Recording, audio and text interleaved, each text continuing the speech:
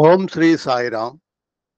సర్వదేవతాతీత స్వరూపులు భగవాన్ శ్రీ సత్యసాయిబాబా వారి పాదపద్మముకు నమస్కరిస్తూ ఈరోజు పవిత్ర గ్రంథమైనటువంటి అహం సత్య బోధక ద్వితీయ భాగంలో ఈరోజు కొన్ని పేజీలు నాకు మీ అందరి ముందు కూడా చదవటానికి అవకాశం ఇచ్చినటువంటి గురువు గారికి నమస్కారం తెలియజేసుకుంటూ ప్రారంభిస్తున్నాను. సాయిరాం. ఈరోజు భగవంతుడు ఏమైనా చేయగలడు అనే శీర్షిక దగ్గర నుంచి 102వ పేజీ భగవంతుడు ఏమైనా చేయగలడు అనే సబ్ హెడ్డింగ్ దగ్గర నుంచి నాకు కేటాయించడం జరిగింది. కింద దానికి చివరిలో స్వామి ఇచ్చినటువంటి సందేశం ముఖ్యమైనది. మానవ జీవితం చాలా విలువైనది, జీవించతగినది, ఉత్కృష్టమైనది, ఉజ్వలమైనది, సౌశీల్యమైనది. అంతటి గొప్ప మానవ జీవితాన్ని ఆయు ప్రమాణం అల్పమైనదిగా గ్రహించుకొని వ్యర్థము గావించుకొనక జీవితమును సార్థకము చేసుకున్నటకు ప్రయత్నించాలి. దివ్యశక్తిని వ్యక్తపరుచుకోవటానికి ప్రయత్నించాలి. మానవుడు వ్యర్థము చేసుకుంటున్నాడు దుష్కర్మల చేత, దురభిప్రాయముల చేత, దుశ్చింతల చేత, దుశ్చర్యల చేత అని స్వామి జీవులకు, మనందరికీ కూడా మానవాళికి ఒక హెచ్చరిక చేస్తున్నారు. ఈరోజు భగవంతుడు ఏమైనా చేయగలడు.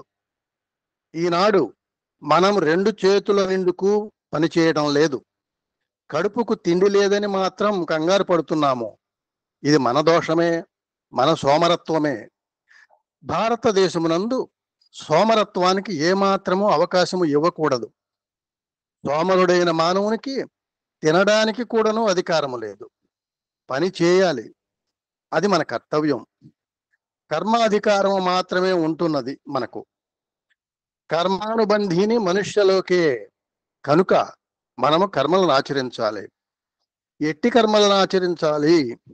ఎప్పుడు, ఎక్కడ, ఎట్లా, ఏ విధంగా చేయాలనే విచారణ చేసి తదుపరి కర్మలో ప్రవేశించాలి. దైవత్వమును ఈనాడు ఎవరు సరిగా అర్థము చేసుకోవడం లేదు. మిమ్మల్ని మీరు గొప్ప తెలివితేటలు కలవానిగా విశ్వసిస్తున్నారే గాని ఆ తెలివితేటలు ఎంత వ్యర్థమైనవో మీరే గుర్తించుకోవచ్చు. భగవంతుడు ఏమైనా చేయగలడు, దీనికి ఎట్టి సందేహము లేదు.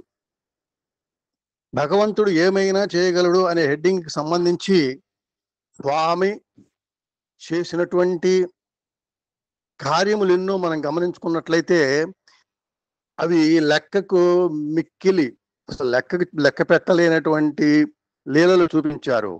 అయితే ఒక 2-3 మాత్రం సందర్భంగా ఉంటుందనే ముచ్చరించుకోవడం జరుగుతుంది.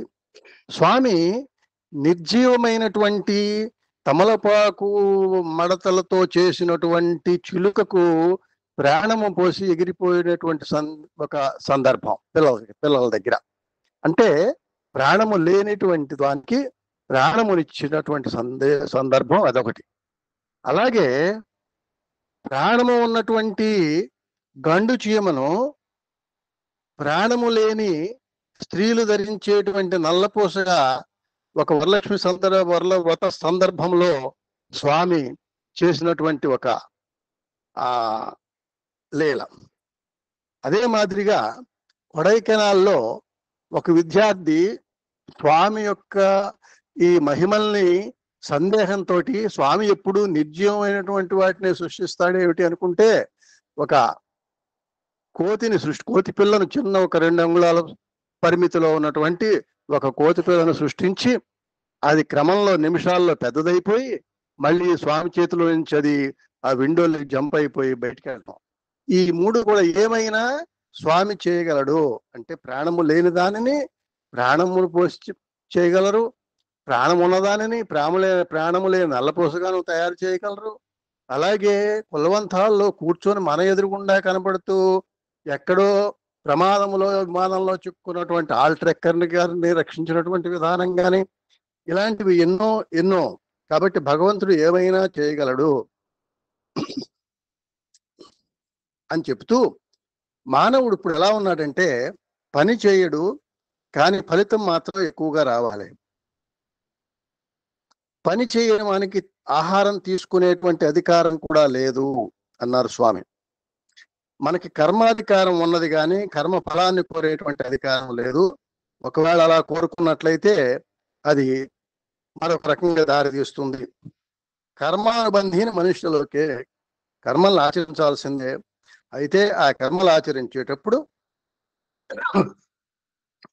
ఎప్పుడు, ఎక్కడ, ఎట్లా, ఏ విధంగా అంటే ఇది మనం కుటుంబంలో తల్లిదండ్రుల దగ్గర నుంచి గురువుల దగ్గర నుంచి నేర్చుకున్నది, అలాగే శాస్త్రం ద్వారా తెలుసుకున్నది, విద్య ద్వారా తెలుసుకున్నది, ఎటువంటి కర్మలు ఆచరించాలో అవన్నీ కూడా వచ్చిన తల్లి దగ్గర నుంచి గురువు వరకు కూడా చిన్నప్పుడు జరుగుతున్నాయి. పెద్దవాళ్ళు అయిన తర్వాత మనం మనగా చెప్పుకుంటే మనకు స్వామి గురువు దైవం. ఆయనే మనం ఎలా నడుచుకోవాలో మన జీవితాన్ని ఆయన మనకి మార్గాన్ని చూపి నడవాలని చెప్పని మనకి చెప్పారు. అయితే మానవుడు ఎలా ఉన్నాడంటే తాను తెలివిగలవాడుగా అనుకుంటూ, తన తెలివితేటలు ఎంతో గొప్పవనుకుంటూ నమ్ముకుంటున్నాడు. నిజానికి ఆ తెలివితేటలు వ్యర్థమైనవే అని గుర్తించుకోండి అంటున్నారు స్వామి. భగవంతుడు ఏమైనా చేయగలడు, ఇటువంటి సందేహము వద్దు.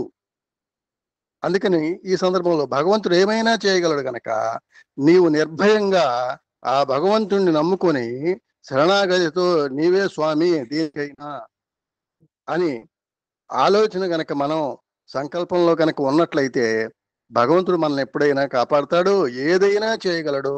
ఇందులో ఉన్నటువంటి ప్రతి ఒక్కరికి కూడా మనకి స్వామి ఏదైనా చేయగలడు అనేటువంటి అనుభవాలు మనందరికీ ఉన్నవే. కాబట్టి దీపమునకు ప్రకాశము ఇచ్చింది భగవంతుడే.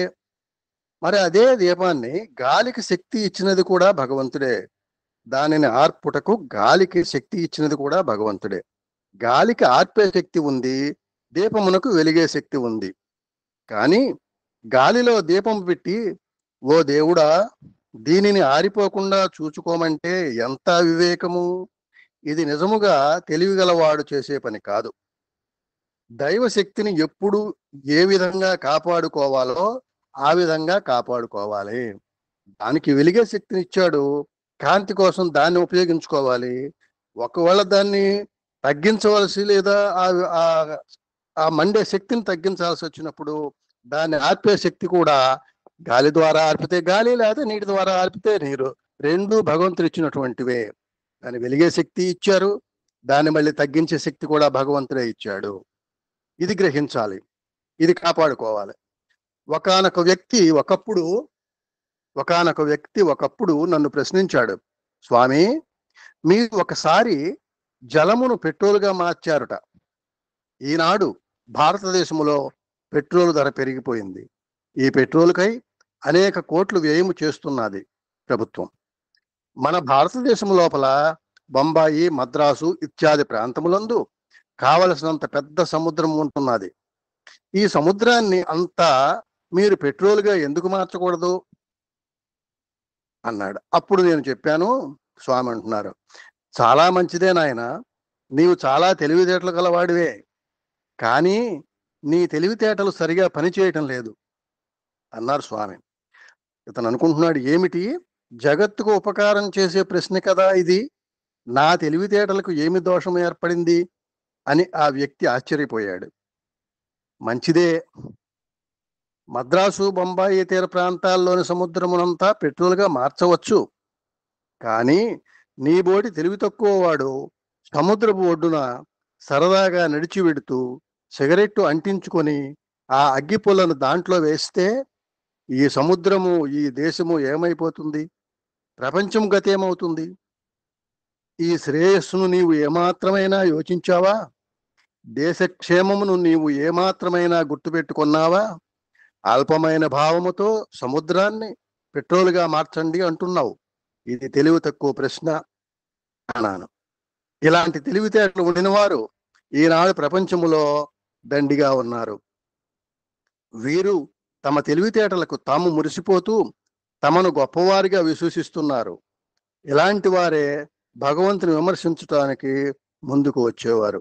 ఇలాంటి తెలివి తక్కువ ఆలోచనతోటే ఒక బాటసారి ఇంత పెద్ద మర్రి వృక్షానికి ఇంత చిన్న కాయ పెట్టడం ఏమిటి, ఇంత సుకుమారమైనటువంటి గుమ్మడి తీగకేమో 10కి 5 కిలోలు 10 కిలోలు కాయ పెట్టడం ఏంటి, అసలు భగవంతుడు సరిగా ఆలోచిస్తున్నాడా అన్నప్పుడు అతను నెట్టిన పడినటువంటి మర్రి కాయ పడినప్పుడు జ్ఞానోదయం అయినట్టుగా నిజమే భగవంతుడు చేసేదంతా కూడా సరి అయినదే అని ఆ కథ కూడా స్వామి చెప్పడం జరుగుతుంది. కాబట్టి మన తెలివితేటలు గొప్పగా ఉన్నవి అని అనుకుంటే అది అజ్ఞానం అవుతుందని స్వామి చెప్తున్నారు. తర్వాత ఎట్టి పరిస్థితుల్లోనూ కూడా ఏ స్థితిలో కూడా భగవంతుణ్ణి విమర్శించటానికి ముందుకు వచ్చేవాళ్ళు అజ్ఞానులు అవుతారు. విమర్శించకూడదు. ఏ నిర్ణయమైనా భగవంతుడు ఎప్పుడు ఎవరికి ఎక్కడ జరగాలో అదే భగవంతుడు ప్రాప్తింపజేసేది మనకి అని స్వామి భక్తులు అయినటువంటి అందరూ కూడా విశ్వాసంతో ఉండాలి అని చెప్తున్నారు. మానవుడు తాను చేయవలసిన పనులు చేసే తీరాలి. భగవంతుని విమర్శించే అధికారము ఎవరికీ లేదు. భగవంతుడు తన సంకల్పము చేత ఏమైనా చేయగలడు. స్వార్థము లేక చేసిన పనులన్నీ పరార్థములే. స్వార్థము లేక చేసిన పనులన్నీ కూడా ఎవరికంటే ఇతరుల కొరకే, పరార్థములే. భగవంతుడు సర్వులందు ఉంటున్నాడు. విశ్వమంతా విష్ణు వివిధ రూపములే. విశ్వమంతా విష్ణు వివిధ రూపములే. సర్వభూతములందు సర్వవేళల ప్రభుని దివ్య శక్తే పాలించుచున్నది. జీవకోటులన్నీ దైవమయమే. జీవరాశులన్నీ కూడా దైవమయమే. ఆ దివ్యత్వంతో ఉంటున్నాయి. ప్రతి జీవరాశిలో కూడా భగవంతుడే ఉన్నాడు. ప్రతి మానవుడు దైవ స్వరూపుడే. నీవు మొట్టమొదట నేను దైవ స్వరూపుడనని విశ్వాసము అభివృద్ధి పరుచుకున్నప్పుడు ఈ తుచ్చమైన మార్గములో ప్రవేశించటానికి ఏమాత్రము అవకాశము ఉండదు. అందరి యందు ఉండిన దైవత్వము ఒక్కటే, ఏకాత్మ సర్వభూతాంతరాత్మ. అయితే అంతటి ఉన్నత స్థితి అందరికీ లభ్యము కాదు, కానీ ప్రయత్నించాలి. భగవంతుడు పదే పదే స్వామి చెప్పేది మీరందరూ దైవ స్వరూపులే, మీరందరూ దైవ స్వరూపులే. ఆ భావాన్ని అభివృద్ధి చేసుకుంటే మీరు తుచ్చమైనటువంటి పనులు, తుచ్చమైనటువంటి ఆలోచనలు, ఇహపరమైనటువంటి సౌకర్యములు వాటికి ప్రాధాన్యత ఇవ్వరు.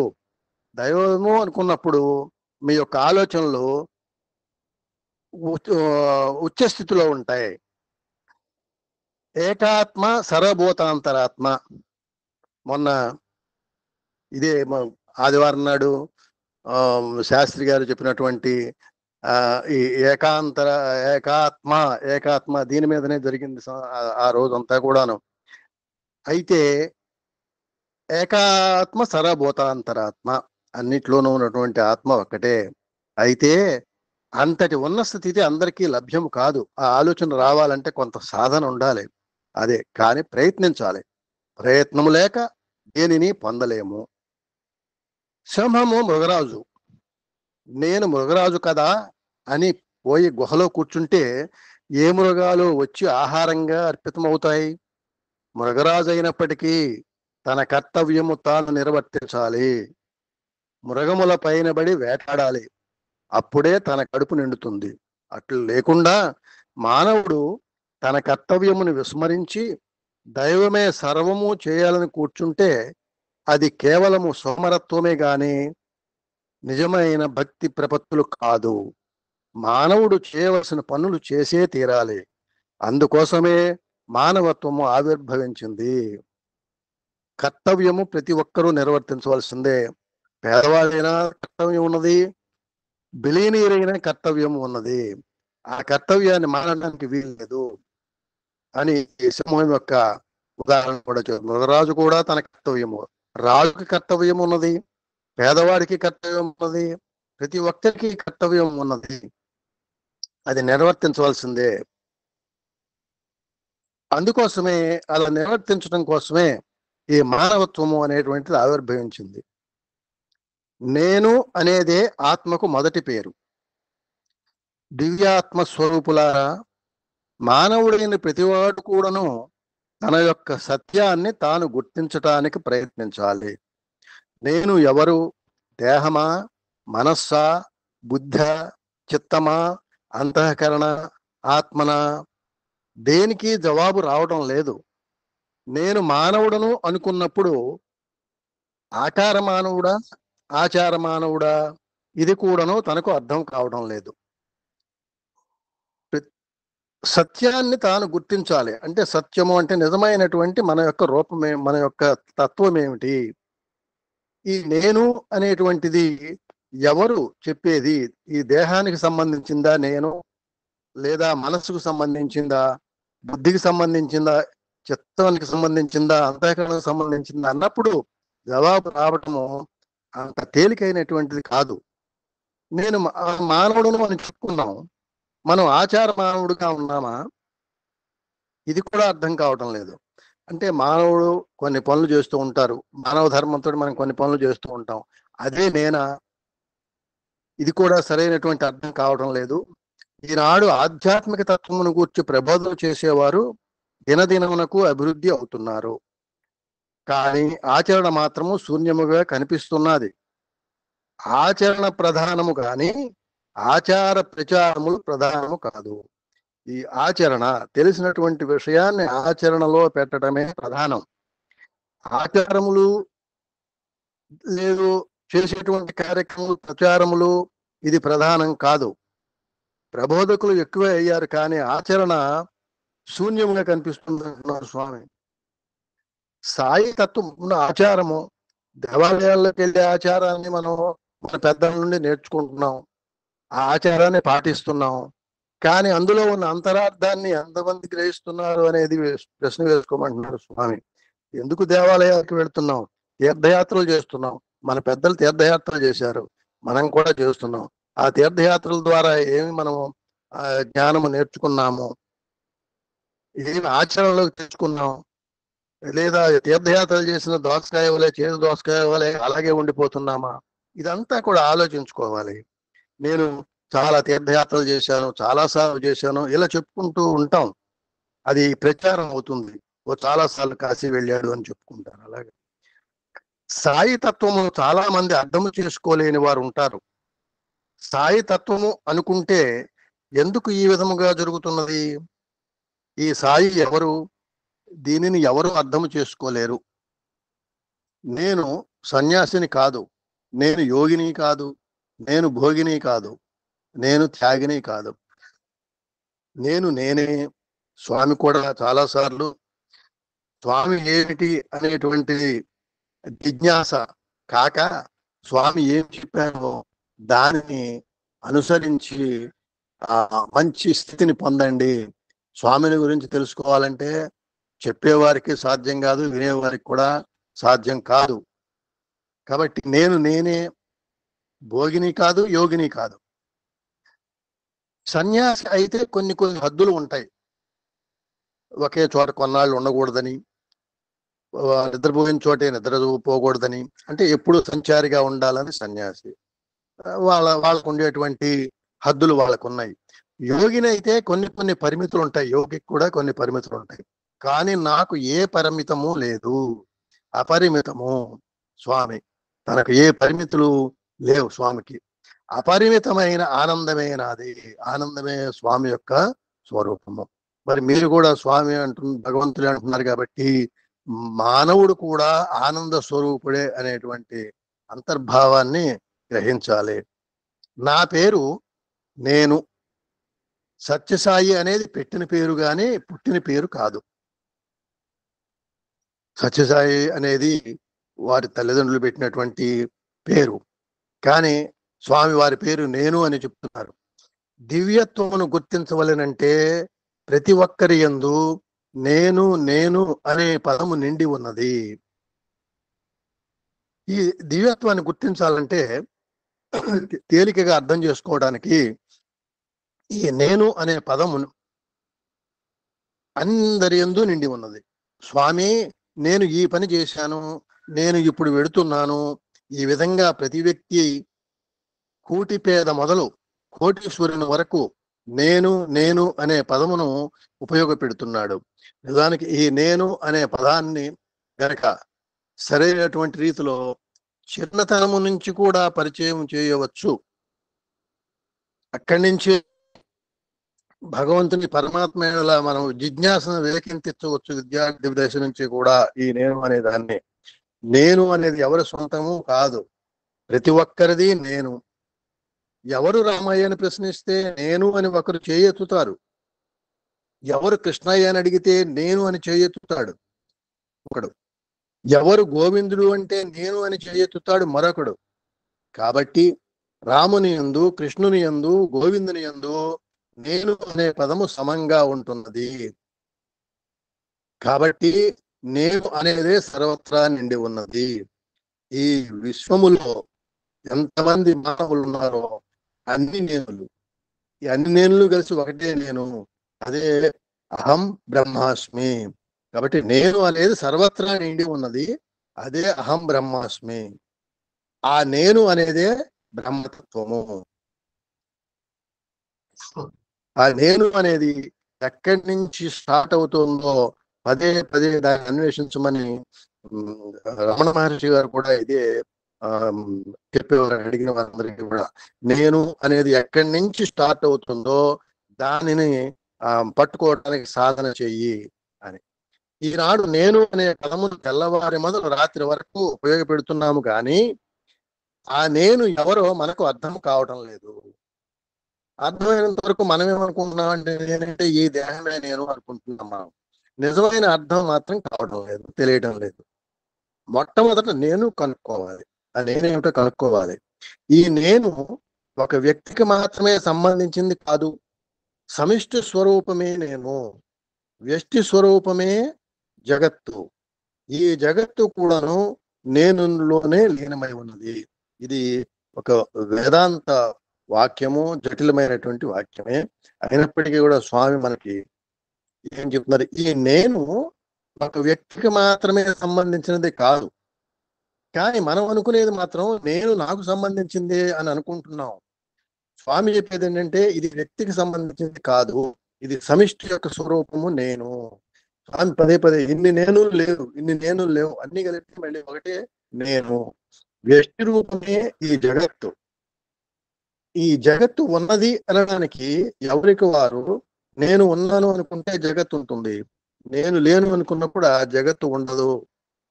ఆ జగత్తు ఉన్నది అని ఎవరికి వారికే ఉన్నది. ఇది జటిలమైన ప్రశ్న. కాబట్టి వ్యష్టి స్వరూపమే జగత్తు. ఈ జగత్తు కూడాను నేనులోనే లీనమై ఉన్నది. కాబట్టి నేను పరబ్రహ్మము గనక నేనులోనే ఈ జగత్తు ఇమిడి ఉన్నది. కాబట్టి నేను అనేది ఒక అనిర్వచనీయమైనటువంటి ఘనమైనటువంటి స్థితి, అదే పరబ్రహ్మ స్థితి. కాబట్టి ఈ నేను అనేది పరబ్రహ్మమునకు ఒక మారు పేరు. స్వామి కూడా నేను నేనే అని చెప్పారు ఈ పేరాలు. పవిత్రమైన మానవుని హృదయము పరమాత్మునికి పీఠముగా ఉంటున్నది. ప్రేమస్వరూపులారా, మానవత్వము ఈనాడు దివ్యత్వమును పొందవలసిన స్థితిని కోల్పోతున్నది.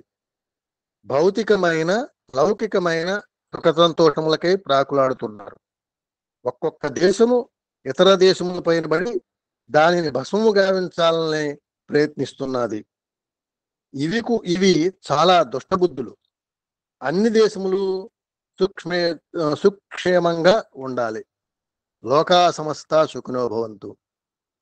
స్వామి ఇక్కడ సమస్త లోకా సమస్త నుంచి ఇంకా విస్తరించి సమస్త లోకా సుఖినో భవంతు అని స్వామి తెలియజేయడం జరిగింది. అందరూ సుఖంగా ఉండాలి, అన్ని లోకాల వారు కూడా సుఖంగా ఉండాలి. ఆ లోకంలో ఎలా అన్నా ఉండొచ్చు, ఏ రూపంలో ఉన్నారో చెప్పలేము, మనకు తెలియంది లేదనుకోకూడదు.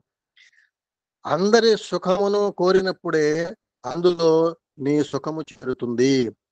మనం సుఖంగా ఉండాలంటే మన చుట్టూ ఉన్న వారందరూ సుఖంగా ఉండాలి అనేటువంటి భావం కనుక ఏర్పరచుకుంటే ఆ సుఖం ఏదో మనం పొందగలుగుతాం.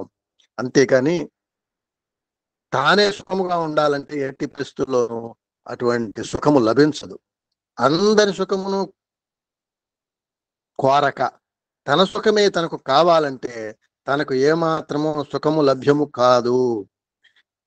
మానవులైన వారు అలా తనొక్క సుఖంగా ఉండాలి అనుకుంటే ఆ సుఖం లేకపోగా దుఃఖం కూడా కలిగేటువంటి పరిస్థితి వస్తుంది.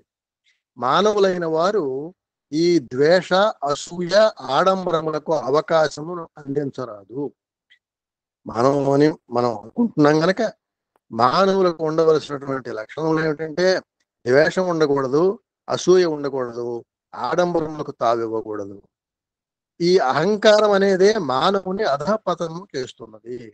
అహంకారం, నేను ఈ దేహమే, ఈ దేహానికి సంబంధించిందే, నేనే ఇది చేస్తున్నాను, కర్తృత్వ భావము అహంకారం, కర్తృత్వ భావం అహంకారం అది కనుక పెరిగినట్లయితే మానవుడు అధపతనము చెందుతాడు. అందుకని అహంకారమునకు ఏమాత్రం అవకాశం ఇవ్వదు. ఈ అహంకారము కేవలము అజ్ఞానము యొక్క ప్రథమ లక్షణము. అహంకారం అంటే ఏమిటంటే అజ్ఞానము యొక్క మొదటి లక్షణం అని చెప్తున్నాడు స్వామి. మొదటి లక్షణం అట అహంకారం. అజ్ఞానానికి మొదటి లక్షణం అహంకారం. మన అహంకారం ఉంటే అజ్ఞానం కింద లెక్క. దానికి బ్రదరే అసూయ. ఈ అహంకారమునకు సోదరుడు అసూయ. ఈ రెండు చేరిన ఒకటి చీడ పురుగు, ఒకటి వేరు పురుగు. ఈ చీడ పురుగు వేరు పురుగు చేరితే చెట్టు శిథిలమైపోతుంది. అలాగే అహంకారము అసూయ రెండు చేరినప్పుడు వ్యక్తి యొక్క జీవితం అంతా కూడా వృధా అయిపోతుంది. జీవిత కాలం అంతా వృధా అయిపోతుంది. ఈ జన్మ వృధా అయిపోతుంది. కాబట్టి ఈ అసూయకు, అహంకారమునకు ఈ రెండిటికి మనము అవకాశము ఇవ్వరాదు. పవిత్రమైన మానవుని హృదయము పరమాత్మునికి పీఠముగా ఉంటున్నది.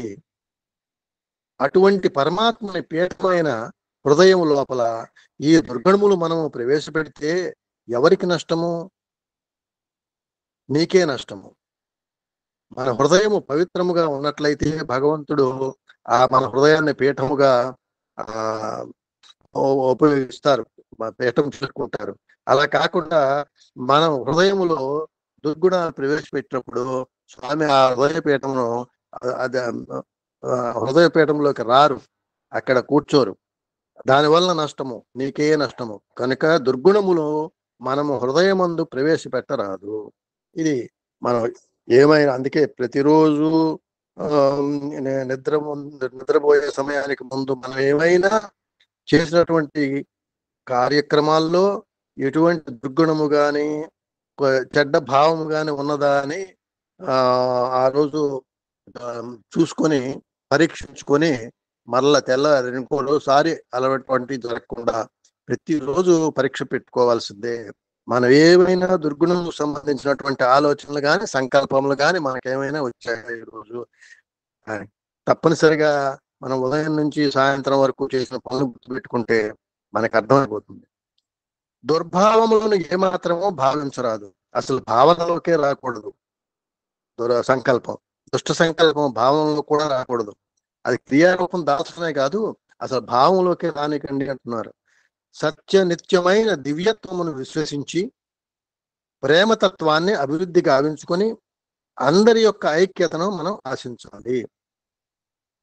సత్య నిత్యమైన దివ్యత్వమును విశ్వసించి అంటే భగవంతుడిని విశ్వసించి, సత్యమైనది భగవంతుడు, నిత్యమైనది భగవంతుడు, దివ్యమైనది భగవంతుడు. కనుక ఆ భగవంతుని యందు విశ్వాసం ఉంచి ప్రేమతత్వాన్ని అభివృద్ధి గావించుకొని అందరి యొక్క ఐక్యతను మనం ఆశించాలి. అప్పుడే మనకు కోరుకున్నటువంటి సుఖము లభిస్తుంది. ఈ కులభేదములను కూలత్రోయండి. అందరిది ఒకే కులము, అదే మానవ కులము. కులమత భేదములను కూలత్రోయండి. ఆ కులము మతము సంబంధించి భేదము పెట్టుకుంటే కులమతాలని కూలదేయమంటలేదు, కులమత భేదాలని ఆ రెండు పేర్లు చెప్పి దూరం సృష్టించుకోవద్దు. ఆ భేదాన్ని కూలద్రోయండి. అందరిది ఒకే కులం స్వామి చెప్పేది అదే మానవ కులం. అందరిది ఒకే భాష, అదే హృదయ భాష. అందరిది ఒకే మతము, అదే దివ్యమైన మతము. ఈ మూడింటిని మనము ఆధారము చేసుకోవాలి. మన జీవితము మంచి మార్గంలో నడవాలంటే ఒకటే చెప్తున్నారు, మానవ కులము, అలాగే హృదయ భాష, మతము అందరిది ఒకే మతం. సాయిరా రిలీజన్ ఆఫ్ లవ్, ప్రేమ మతము. ప్రేమ మతం, అది దివ్యమైన మతం, ప్రేమ మతం. ఈ మూడింటిని మనం ఆధారం చేసుకుంటే మనం సుఖపడతాము, జీవితాన్ని సుఖమయంగా గడిపి పూర్తి చేసుకుంటాము. అనేకత్వంలో ఉండిన ఏకత్వాన్ని గుర్తింపజేసే సాధనలో మనము ప్రవేశించాలి. ఇందాక కూడా చెప్పుకున్నాం, ఈ ఏకత్వాన్ని గురించే మనకి రుద్రంలో కూడా ఆదివారం నాడు చాలా ఎక్కువ సత్సంగం జరిగింది. విద్యార్థులారా, మీరు దేశమునకు నాయకులు కావలసినటువంటి వారు. విద్యార్థులను సంబోధించి చెప్తున్నారు, మీరు దేశమునకు నాయకులు కావలసినటువంటి వారు. భవిష్యత్తులో భారతదేశం యొక్క మంచి చెడ్డలు విద్యార్థులపైన ఆధారపడి ఉంటున్నాయి. అందుకే నెహ్రూ గారు కూడా మన లౌకికంగా నేటి విద్యార్థులే నేటి రేపటి పౌరులు అని బాధ్యతను గుర్తు చేశారు. స్వామి ఏమంటున్నారంటే, భవిష్యత్తులో భారతదేశం యొక్క మంచి చెడ్డలు విద్యార్థులపైన ఆధారపడి ఉంటున్నాయి. విద్యార్థులు సత్ప్రవర్తనతో సదాచారముతో తమ నడతను మార్చుకున్నప్పుడే దేశం బాగుపడుతుంది. మూలాధారమైనటువంటి స్తంభాలు గట్టిగా ఉన్నట్లయితే దానిపైన వేసినటువంటి పైకప్పు దృఢంగా ఉంటుంది. అలాగే ఈ విద్యార్థులు కనుక సత్ప్రవర్తనతో ఉండి ఈ దేశము అనేటువంటి భవనమునకు గట్టి స్తంభాలుగా నిలబడేటువంటి బాధ్యత విద్యార్థులకు ఉన్నది. అందుకని సదాచారముతో నడతను మార్చుకున్నప్పుడు వాళ్ళు దృఢముగా ఉంటారు. సాధనలు చేసి ఏమీ ప్రయోజనం లేదు. ఈ సాధనల వల్ల లభించే ఫలితము ఏమిటి? తాత్కాలికమైన తృప్తిని అందించవచ్చును. ధ్యానమని కూర్చుంటారు. ఏది ధ్యానము? జీవితంలో సర్వము ధ్యానమే. ధ్యానము లేక ఆఫీసు పని ఏ రీతిగా చేయగలవు? ఈ ఆఫీసుకు పోయే సమయంలో రోడ్డుపై కారు డ్రైవ్ చేసుకోబోతున్నావు. ఈ డ్రైవింగ్ చేసే సమయంలో నీకు రోడ్డు పైన ధ్యానం లేకపోతే ఏ రీతిగా డ్రైవ్ చేయగలవు? ధ్యానం అంటే ఏమిటి? Walking, reading, talking, eating, writing, practice, ఇలా ప్రతి ఒక్కటి ధ్యానమే. అనగా ఏదైనా ఒక విషయము పైన మనస్సును లగ్నము చేయటమే ధ్యానము. ఈ ధ్యానాన్ని పలు గురువులు రకరకాలుగా చెప్పటం వల్ల అది సాధ్యము కాదేమో అని అది ఒక ప్రత్యేకమైనటువంటి ఒక కార్యక్రమం అనుకునే ఉద్దేశంతో ఎవరైనా నువ్వు ధ్యానం చేస్తున్నావు అంటే, నేను ఎక్కడ ధ్యానం చేస్తున్నాను, ఎక్కడ కూర్చుంటున్నాను, ధ్యానంలో కూర్చోడానికి కుదరట్లేదు. కానీ స్వామి ధ్యానము అంటే నీవు ప్రతి నిమిషము ధ్యానములో ఉండగలవు, ఉంటూనే ఉన్నావు అని చెప్తున్నారు. ఆ ధ్యానం లేకపోతే మనం అసలు ఈ విధంగా ఉండలేము. ఏ పని చేసేటప్పుడు ఆ పని మీద శ్రద్ధగా ఉన్నట్లయితే అదే ధ్యానము అవుతుంది. మనం ధ్యానం చేస్తున్నాం తెలియట్లేదు, కానీ నేను ధ్యానం చేస్తున్నాను అంటే మాత్రం అది కరెక్ట్ కాదంటున్నారు. అందరం తెలిసి మనకు తెలియకుండానే ధ్యానంలో గడుపుతున్నాం. కాబట్టి ప్రతి పని కూడా ధ్యానమే. అలా అనగా ఏదైనా ఒక విషయం పైన మనస్సును లగ్నము చేయటమే ధ్యానము. తాను ఏ పని లేదు, ఖాళీగా ఉన్నాము అనుకున్నప్పుడు ఈ మనస్సుని భగవంతుని గురించి ఆలోచిస్తే అది అక్కడ ధ్యానము. భగవంతుని ఎందే కాదు, చేసే పని కూడా భగవంతుని యొక్క మన పనే, భగవంతునికి సంబంధించిన పనే ప్రతిదీ కూడా అని మనస్సును లగ్నం చేయమంటే చేస్తే ధ్యానం అవుతుంది. ఇదే చెప్తున్నారు మళ్ళీ. తాము చేస్తున్న పని యందు దివ్యత్వాన్ని సందర్శించాలి. తాము చేస్తున్న పని యందు దివ్యత్వాన్ని సందర్శించాలి. ఈ చాలా మందిని చూస్తూ ఉంటాం, ఏం ఉద్యోగం చేస్తున్నాం లే ఇన్ని బాధలు, ఏ వ్యవసాయం చేస్తున్నా ఎన్ని ఇబ్బందులు పడుతున్నాం, ఏమి విధి గడుపుతున్నాం లే ఎన్ని ఇబ్బందులు, ప్రతిదాన్ని కూడా మనం మైనస్ పాయింట్ లోనే చూస్తున్నాం తప్ప స్వామి ఏం చెప్తున్నారంటే దివ్యత్వాన్ని సందర్శించమంటున్నారు మన పనిలో. విద్యార్థుల ధ్యానమంతా చదువు పైన, తల్లి ధ్యానమంతా బిడ్డలపైన, గృహస్థుల ధ్యానమంతా కుటుంబం పైన, కార్మికుల ధ్యానమంతా మిషన్ల పైన, కర్షకుని ధ్యానమంతా భూమిపైన, ఇలా చెబుతూ ధ్యానాన్ని ఎంత చక్కగా మనం అనుసరించవచ్చో చెప్తున్నారు.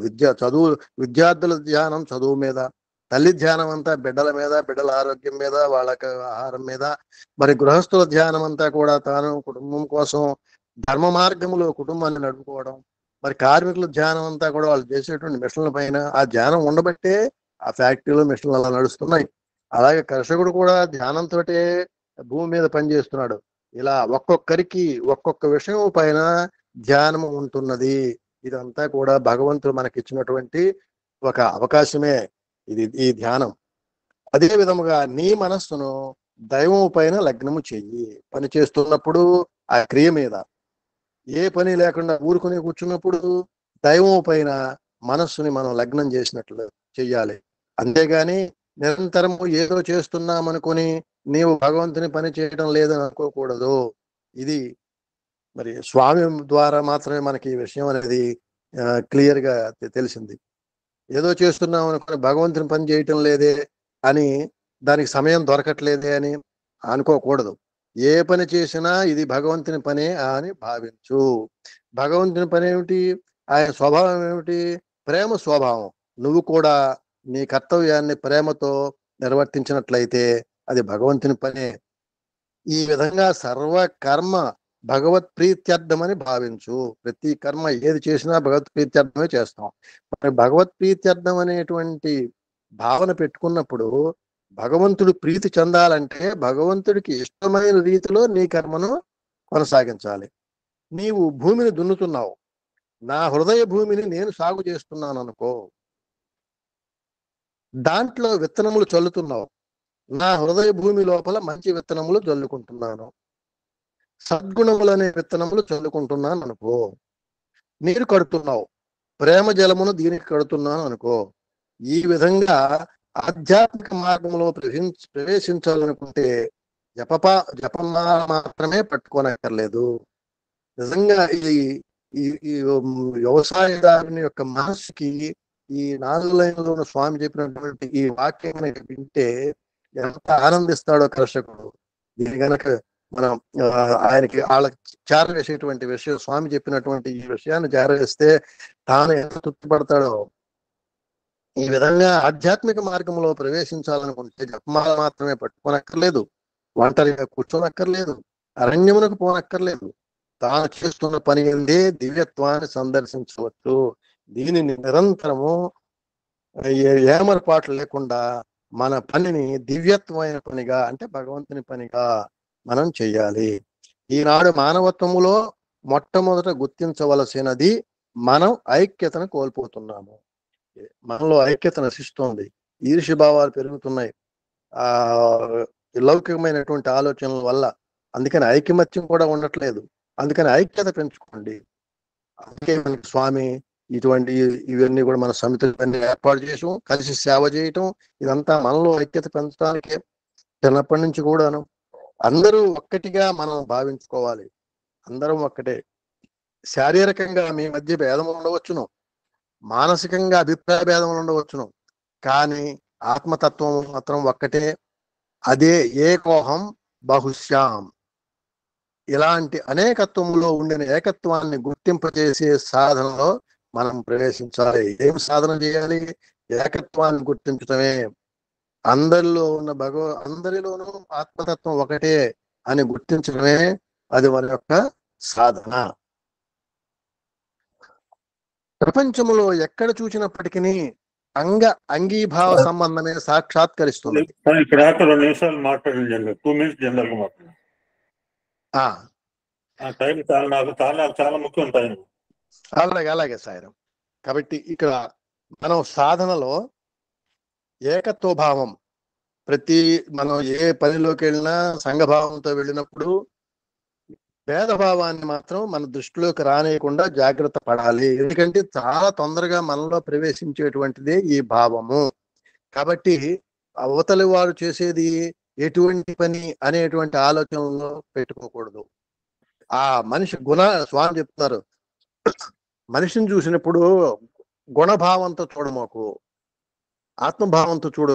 మనం దృష్టిలో సాధారణంగా ప్రతి మానవుడు, అందరం కూడా అందరిలో ఉండేటువంటి లోపల ఒక మనిషిని చూసినప్పుడు వాడు కనుక తెలిసి ఉన్నవాళ్ళైతే, తెలియని మనిషి అయితే తెలియదు. దీని ఉదాహరణగా తీసుకున్నప్పుడు మనకు పరిచయం లేని వ్యక్తి కనపడ్డప్పుడు అతని మీద మనకి ఏ భావం ఉండదు. తెలిసిన మనుషులు వచ్చినప్పుడే అతని యొక్క పూర్వ చరిత్రను బట్టి, పూర్వ గుణాలను బట్టి మన యొక్క మనసును కూడా పాడు చేసుకుంటాం. వీడు దుర్మార్గుడు, వీడు దొంగ, లేకపోతే వీడు తాడేలు చెప్తాడు, వీడు ఇలా ఉంటాడు కూడా అంటాం. తెలియని మనిషి మనం ఒకసారి ఆలోచించుకున్నప్పుడు, తెలియని మనిషిని చూసినప్పుడు మన యొక్క భావం ఎలా ఉంటుంది? ఏమీ ఉండదు అక్కడ. తెలియని అర్థం అన్నమాట. తెలియని మనిషి అతను ఎటువంటి వాడో మనకు తెలియదు. కాబట్టి ఇప్పుడు మనం జాగ్రత్త పడుతుంది ఎక్కడంటే, మనం తెలిసినటువంటి వ్యక్తుల గురించి మాట్లాడుకునేటప్పుడు అసలు వ్యక్తి గురించే మాట్లాడొద్దు, వ్యక్తి గుణాల గురించే మాట్లాడొద్దు. మాట్లాడితే భగవంతుడు మంచి కార్యక్రమాలు, మంచి ఆలోచనలు ఇవి మాట్లాడేటువంటి అలవాటుని చిన్నప్పటి నుంచి మనం అలవాటు చేయటం మనం ఇప్పటి నుంచి కూడా చేసుకోవచ్చు. ఇప్పుడు మాత్రం మల్లెపువ్వులాగా ఉందని మన మనస్సు నేను మాత్రం అనుకోలేకపోతున్నాను. దానికి ఇంకా సాధన ఇంకా చాలా కావాలి. కాకపోతే ఇందులో చేరిన తర్వాత మన అహం సత్యబోధలో చేరిన తర్వాత మాత్రం చాలా వరకు మార్పు తెచ్చుకోగలిగాననేటువంటి ఒక విశ్వాసము నా మనసుకు నాకు కలుగుతోంది. ఈ తృప్తిగా బతకగలుగుతున్నాం, తృప్తిగా జీవితాన్ని మార్చుకోగలుగుతున్నాం. ఆధ్యాత్మిక ప్రపంచం అంటే ఏంటో తెలియజేశారు మన అహం సత్య బోధక.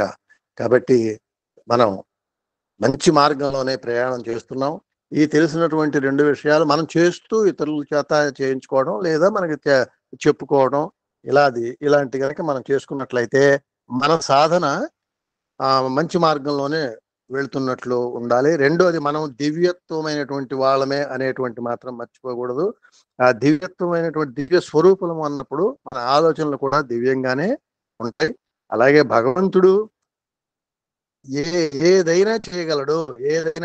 నువ్వు మనమే కష్టాలు వచ్చినా సుఖాలు వచ్చినా తొనకుండా బెనకుండా స్వామి ఏదైనా చేయగలడు, స్వామి నువ్వే చెయ్యి అనేటువంటి శరణాగతత్వాన్ని స్వామి మనం పెంచుకోవాలి. స్వామి ఏదైనా చేయగలడు కాబట్టి అలాగే కర్తవ్యములు చేయాలి. కాబట్టి మంచి కర్తవ్యములనే మనం చేయాలి.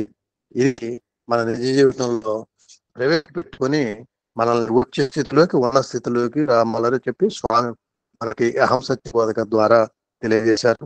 నాకు ఈ అవకాశం ఇచ్చినటువంటి ఈ పవిత్ర క్షణములకు గురువు గారికి, స్వామికి కృతజ్ఞతలు తెలియజేసుకుంటున్నాను.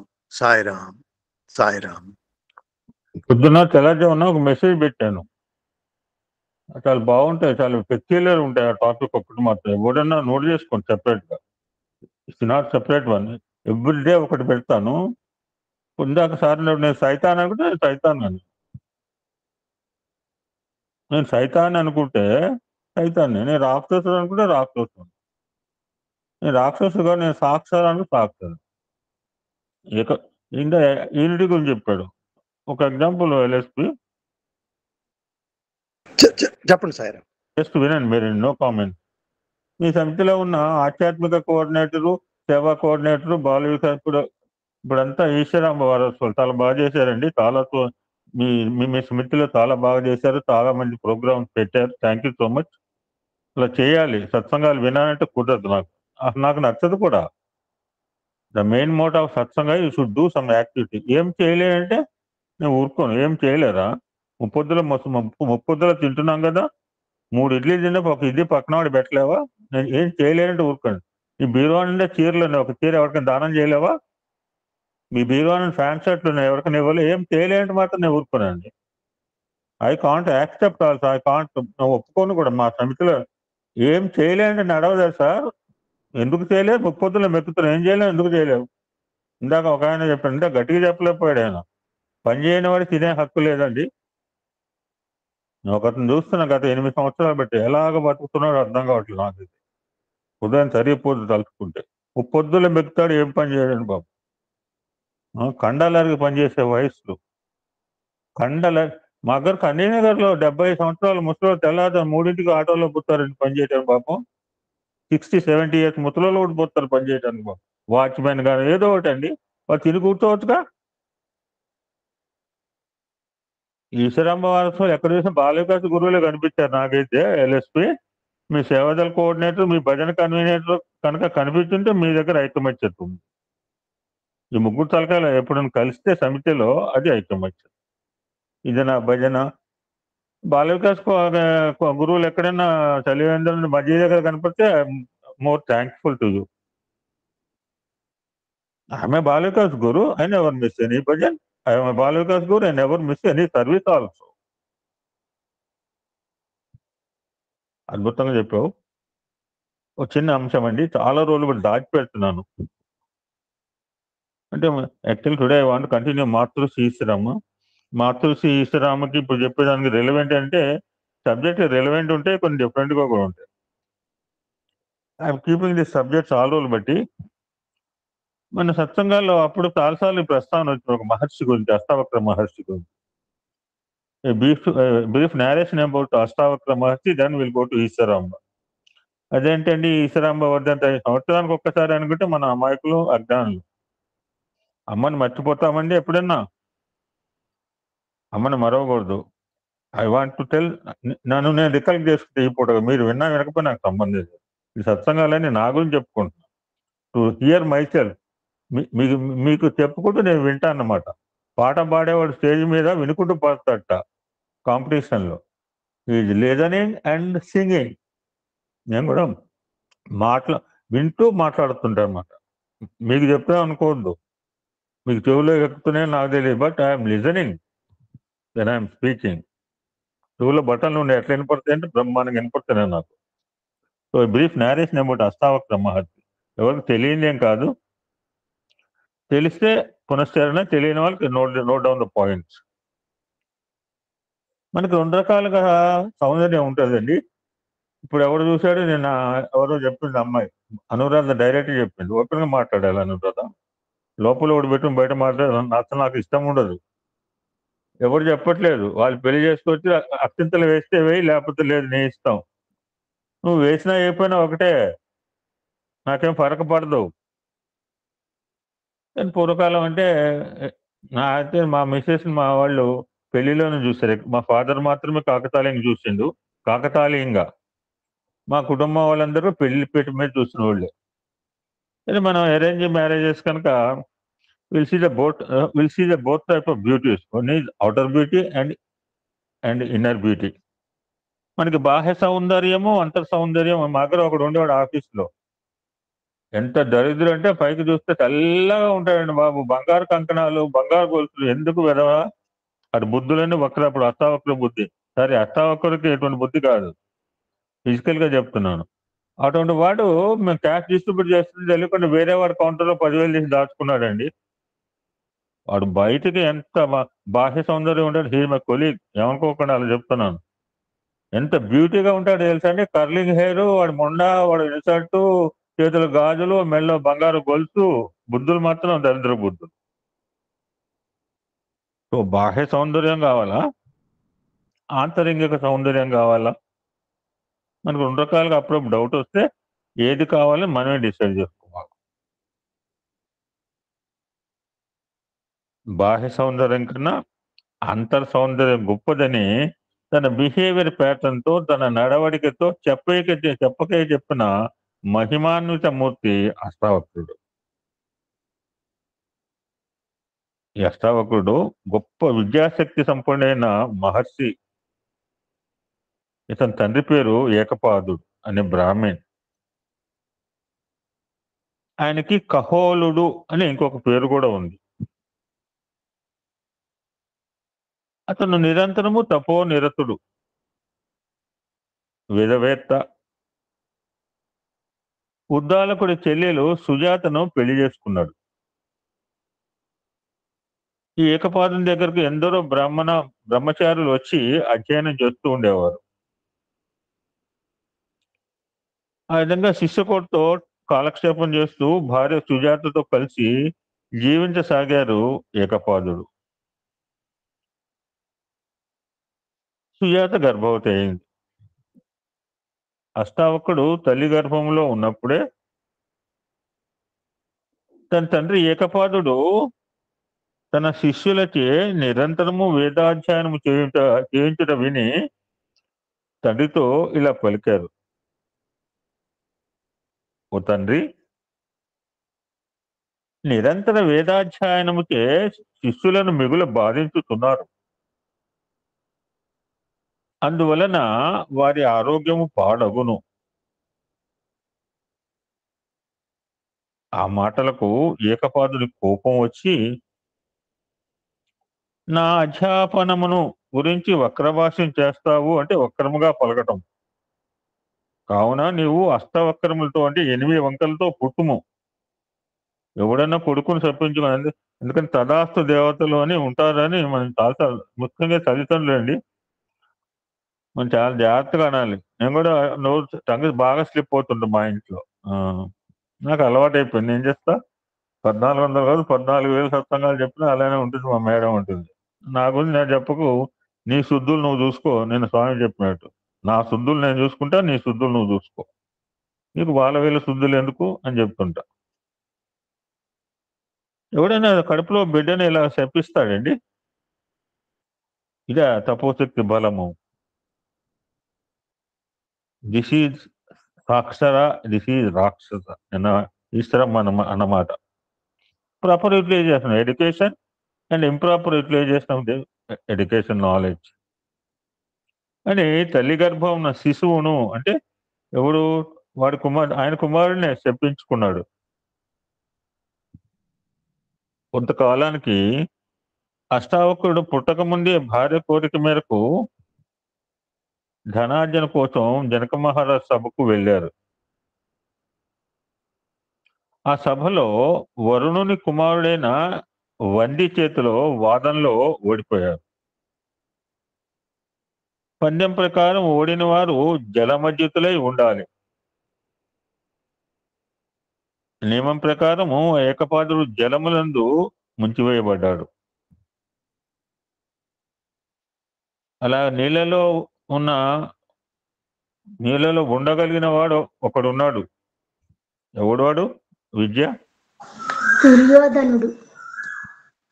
ఎవరు చెప్పింది ఆన్సరు? ఎవరు చెప్పింది ఆన్సరు? నేనే మామయ్య గారు. నీకైనా క్వశ్చన్స్ లీక్ చేస్తున్నాను నేను? లేదు మామయ్య గారు. నా కోడలు కదా.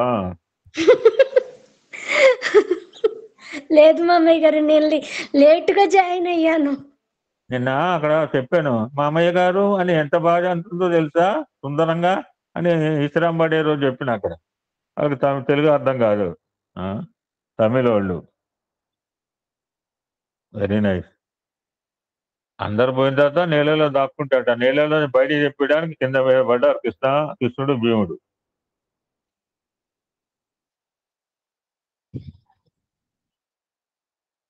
ఎనిమిది వంకలతో పుట్టిన అష్టావక్రుడు తన మేనమామ ఉద్దాలకుడి ఇంటిలో అతని కుమారుడైన శ్వేతకేతువుతో కలిసి వేదాభ్యాసం చేశారు. ఒక సందర్భంలో శ్వేతకేతు మాటలకు కుపితుడై అష్టావక్రుడు ఎలా ఉంటుందంటే, మొన్న నేను మాతృపూజ పోయినప్పుడు అసలు బాల వికాస్ పిల్లలు కాకుండా 4 పిల్లలు చిన్న శివుడి విగ్రహం పెట్టుకున్నారు పాపం. ఇంకా వాళ్ళు తీసిపోయి శివలింగాన్ని మురుగు కాలంలో పెట్టారు వెనకాలండి. నేను ఆశ్చర్యపోయినా, ఈ శివుని తీసిపోయి డ్రైనేజ్ కాలంలో ఎందుకు పెట్టారు నాకు అర్థం కాలేదు. మరి గుడి వాళ్ళది కాదు, ఎవరో 4 పిల్లలు. ఇది జరిగిన సంఘటన అని బాబు. నేను అన్ని కూడా ప్రాక్టికల్గా మాట్లాడతా. అరే శివలింగాన్ని తీసిపోయి డ్రైనేజ్ కాలంలో ఎందుకు పెట్టారు నాకు అర్థం కాలేదు, గుడి వెనకాల పోయేటప్పుడు. సరే నెక్స్ట్ వీక్ వచ్చేటప్పుడు ఎవరు చెప్పాడేమో డ్రైనేజ్ మురుగు కాలంలో తీసుకొచ్చి గుడి వెనకాల పెట్టారు. ఆ గుడి వెనకాల మరి అడ్డం వస్తుందని చెప్పి చెట్టు ఉంటే చెట్టు కింద పెట్టి దానికి ఒక రాయి పెట్టి దాని మీద రోజు అగరబత్తి తిరిగించడం. మొన్న ఆదివారం కూడా పోయి అసలు ఈ బాల వికాసాలు తినడానికి వస్తారు అందరు పిల్లగాళ్ళు. భోజనాలు చేసే టైంకి, డబ్బులు ఇచ్చే టైంకి మా దగ్గర బాగా పరిగెత్తుకొస్తుంటారు. అప్పటిదాకా పక్కన ఉన్నోడు కూడా రాడు. అన్ని నేనే మొన్న మనకెందుకు పట్టింది ఊడ్చుకోవడం ఇదంతా? Why should you do all these things? మేము ఎందుకు ఊడ్చుకోవాలి గుడికి పోయి? నాకేమవుతున్నాము? Next year will do some more activity. ఈ మాతృపూజ మీద ఇంకో పని చేద్దాం. నా కోపం వస్తే అంతే చెప్తా, ఎడాపెడా వాయిస్తా. గురువులు కావచ్చు, కుర్రాళ్ళు కావచ్చు. ఆ పిల్లలు నాకు వంట అనిపించింది. అందులో మేము ఇంటికి పోయి మొహం కాల్చేరు కనుక్కుని రండి మీ అమ్మని తీసుకురాలంటే అందులో చిన్న పిల్లవాడికి వీడికి అమ్మ లేదు అని ఆ ముగ్గురు గట్టిగా ఏకరు పెడుతున్నారు. నాకు చాలా బాధ అనిపించింది. అమ్మ లేకపోతే మేము ఎవడో కూర్చుంటాం రండిరా. ఇంకొకసారి వాడికి అమ్మ లేదు, వాడికి అమ్మ లేదు, వాడికి అమ్మ లేదు అనొద్దు. వాడికి అమ్మ లేకపోతే బాధ ఉంటుంది. ఆ బాధ కంటే వీడికి అమ్మ లేదు, వీడికి అమ్మ లేదు, వీడి అమ్మ లేదు. మా అమ్మాయికి పిల్లలు లేరు, నాకు లోపల బాధ. ఎమ్మెల్యే గారికి కూతురుకు పిల్లలు లేరు, ఎమ్మెల్యే గారు వచ్చాలంటే ఈ బాధ కంటే ఆ బాధ నాకు ఎక్కువ అవుతుంది. ఎవరికైనా అంతే, నాకే కాదు, మీరు కూడా ఇవ్వండి. సో అలాగా హ్యాండిక్యాప్డ్ అది రథసప్తమి. అందుకే ది ఎసెన్స్ ఆఫ్ రథసప్తమి తలవా చెప్పిందండి. పాలు పొగించడం, జిల్లే ఆకులు పర్వాణం తినడం కాదు గిరిజ. It's foolish thinking. కొత్త కొత్త పిడకలు చేయడం. మాకు పిడకలు లేవు, అడకలు లేవు. నువ్వంటే పిడకలు పెడతావు. కొత్త బియ్యం పోస్తావు, బెల్లం పోస్తావు, లేకపోతే ఇంకేమైనా చేస్తావు. మీకు ఏంటంటే చిక్కుడుకాయ ఆకులు ఉంటాయి, మాకు చిక్కులే ఆకులు లేవు.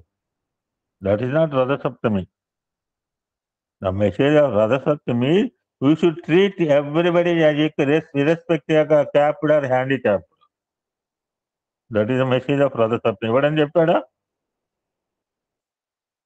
వీడు వంకరవాడు, అష్టవంకరవాడు. పిల్లలతో 4 పిల్లలు ఉన్నప్పుడు ఖచ్చితంగా నోరు దారుతారు. పెద్దలే దారుతున్నాం, బచ్చగాళ్ళు ఎందుకు దారు? ఒక సందర్భంలో ఆ శ్వేతకేతు అన్న మాటలకు కుపితురైపోయాడు అష్టావక్రుడు. తన తల్లి దగ్గరికి వెళ్ళి, నా తండ్రి ఎక్కడున్నాడు? వీడిని గేలు చేశాడనమాట. ఏ తండ్రి లేని కొడక, నీ తండ్రి ఎవడురా? దానికి సుజాత, నీ తండ్రి ఏకపాదుడు, ధనార్జన కోసం జనకుని రాజ్యానికి వెళ్ళారు అని చెప్తుంది. తత్వజ్ఞాని అయిన అష్టావక్రుడు విషయం గ్రహించి శ్వేతకేతుతో కలిసి జనకుని రాజ్యానికి వెళ్తారు. చిన్నగా ఆస్థానములకు లోపలికి వెళ్ళబోతుంటే ద్వారపాలకులు అడ్డుపడి పిల్లలకు ప్రవేశ అర్హత లేదని చెప్తారు. ఇక్కడ అర్హత అంటే మళ్ళీ మర్చిపోతా, మంచి టైం గుర్తుకొచ్చింది. ఇక్కడ అర్హత అంటే వ్యాసభగవానుడు అద్భుతంగా చెప్పాడు ఒక సందర్భంలో. It's the responsibility of the parents to look after the welfare of the children. వాళ్ళు ఎలా ఎదుగుతున్నారో మనం చూడాలి, ప్రత్యక్షంగా చూడాలి. కళ్ళు మూసి కూర్చోవటం, గంటలుగా చూడటం, ధృతరాష్ట్రులాగా గాంధార్లాగా ఉంటే నడవదు ఈ కాలంలో. కళ్ళు కనపడిపోయిన ఆపరేషన్ చేయించుకుని కళ్ళు కనపడే చూపించుకోవాలా. కళ్ళు ఉంటేనే ఇలా పెరుగుతాం, కళ్ళు లేకపోతే ఇంకెట్లా పెరుగుతారు ఈ కలికాలం పోరగాళ్ళు. So the responsibility of parents గురించి వాల్మీకి మహర్షి అద్భుతంగా చెప్పాడు ఒక సందర్భంలో.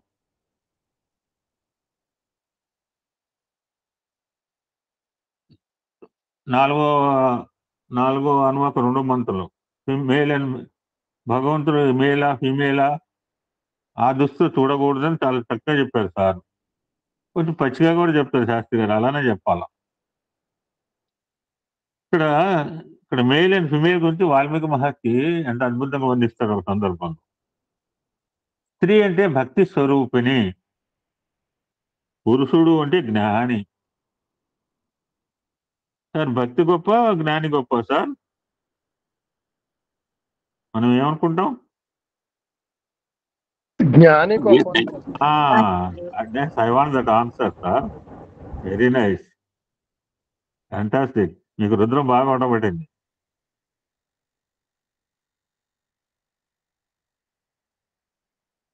స్త్రీ భక్తి స్వరూపిణి,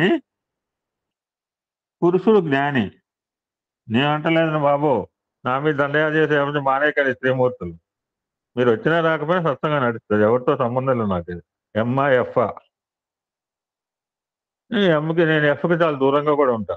కాలు కూడా మొక్క నేను అసలు. పొరపాటు సాగు కొడితే నన్ను తీరుతారు బండబుత్తులు. పురుషుడు జ్ఞాని అయినా, ఇప్పుడు సార్ మనం మీసం మేలేసాం, పురుషుడు జ్ఞాని అయినా ఎల్ఎస్పీ గారు ఎంతసేపు మేలేసామో చూడండి, ఇప్పుడే అయిపోయింది. మళ్ళా కిందకి దించటమే. పురుషుడు జ్ఞాని అయినా భగవంతుని ఆస్థానంలో కేవలము దర్బార్ హాలు మాత్రమే ప్రవేశించగలరు. స్త్రీలు అంతఃపురంలోనికి ప్రవేశించగలరు. అంటే ఫ్యాంటాస్టిక్ నారేషన్. ఎవరు చెప్పలేదు నాకు, సత్సం కాలేదు ఇంతవరకు. మాతృమూర్తి గురించి వచ్చినప్పుడు కానీ ఎవరు చెప్పలేదు నారేషన్. నేను కూడా ఇంతవరకు ఎక్స్ప్లెయిన్ చేయలేదు ఎప్పుడు కూడా.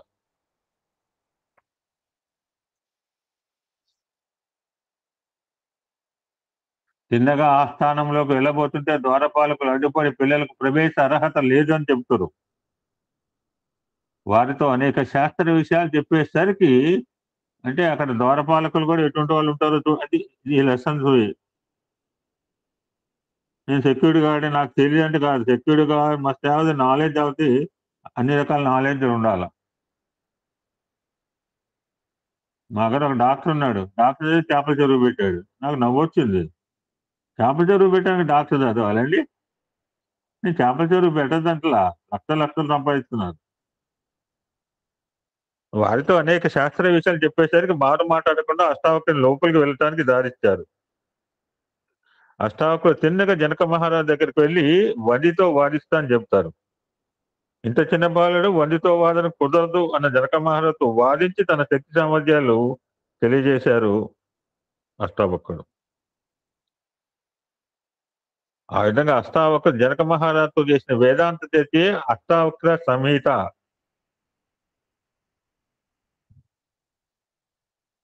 ఆత్మజ్ఞానాన్ని అందించే సంకీర్తనము, శాంతి, నిర్వేదము, జీవన్ముక్తి మొదలైన విషయం. ఇవే మనకి కొత్త పదాలేం కాదు, తరచుగా విన్న పదాలే. మొదలైన విషయాలపై ఎన్నో వేదాంత విషయ వివరణలు ఈ గ్రంథంలో ఉన్నాయన్నారు అష్టావక్ర సంహితలో.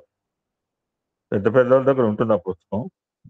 జనకుడు వందితో పాటు వాదనకు అంగీకరించాడు. వాద ప్రతివాదంలో చివరకు వందిని బాలుడైన అష్టావకుడు ఓడించాడు. జలమజ్జితుడైన తన తండ్రి ఏకపాదును విడిపించారు. జనకుడు అష్టావక వస్తుకుని చేత అద్వైత వేదాంతం, ఎంటైర్ ఎసెన్స్ ఆఫ్ రుద్రం అద్వైత స్థితి.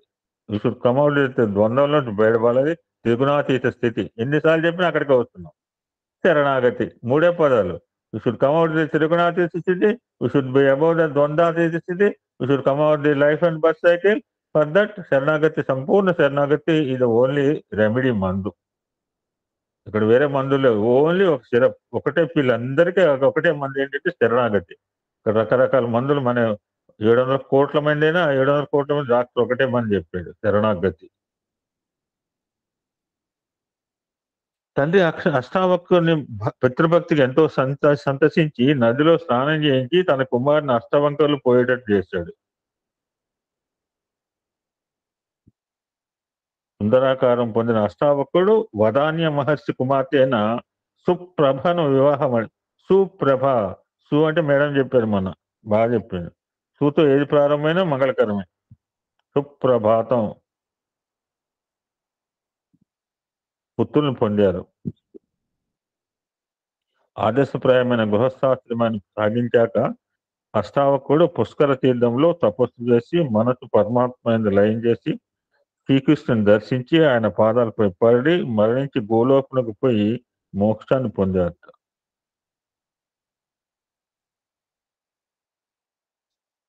ఒక రెండు ఈ అష్టావకుని గురించి రకరకాల స్టోరీస్, గాథలు ఉన్నాయి. ఒకనాడు అష్టావకుడు జలమధ్యమున ఉండగా ఇతని కురూపుతనం చూసి రంభాది అప్సరసలు నవ్వినందున వారు దొంగలకే పట్టుబడ్డట్లు చెప్పించారు.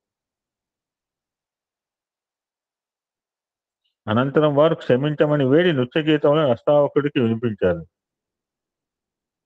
అందుకు సంతోషించిన మహర్షి ఏమి కావాలి అని అడుగుగా వారందరూ విష్ణుమూర్తితో పొందును కోరారు. ఏం పొందు కావాలని అడిగారు? విష్ణుమూర్తితో పొందు కావాలని కోరారట.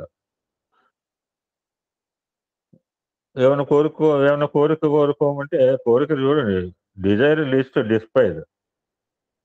మనకే వింత కోరిక కాదు, మనకంటే వింత కోరిక కోరిన చాలా మంది ఉన్నారు. ఎవడైనా రామచంద్రమూర్తి వచ్చి ఏం కావాలి ఎమ్మెల్యే అంటే నేనేం కోరుకోవాలి, ఏమి గుంటూరు భారతి ఏం కావాలంటే ఏం కోరుకోవాలి, రామచంద్రమూర్తి వస్తే నేను నీతో ఫైటింగ్ చేయాలని ఎవడని కోరుకుంటాడండి? ఎవడ మూర్ఖుడు? ఇప్పుడు కాదు, నువ్వు ఆగాలంటే ఒక యుగం దాకా ఆగాడండి బాబు.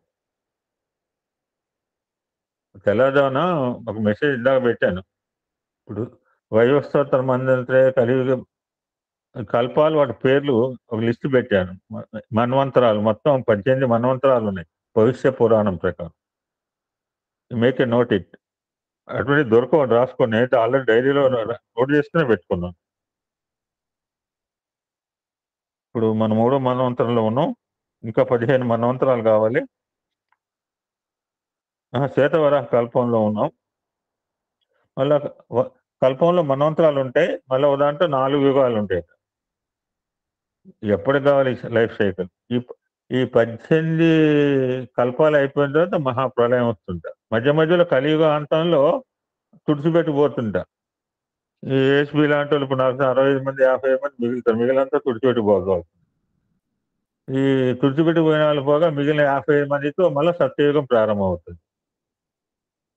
This is the cycle, pre determine cycle. మళ్ళీ 4 పాదాలు అండి. కలియుగే ప్రథమ పాదే, కొత్తగా చెప్పలేదు, పిచ్చి లెక్కలు కాదు. స్టిల్ కలియుగ శ్వేత వరాహ కల్పం అంటే 3వ కల్పం భవిష్య పురాణం.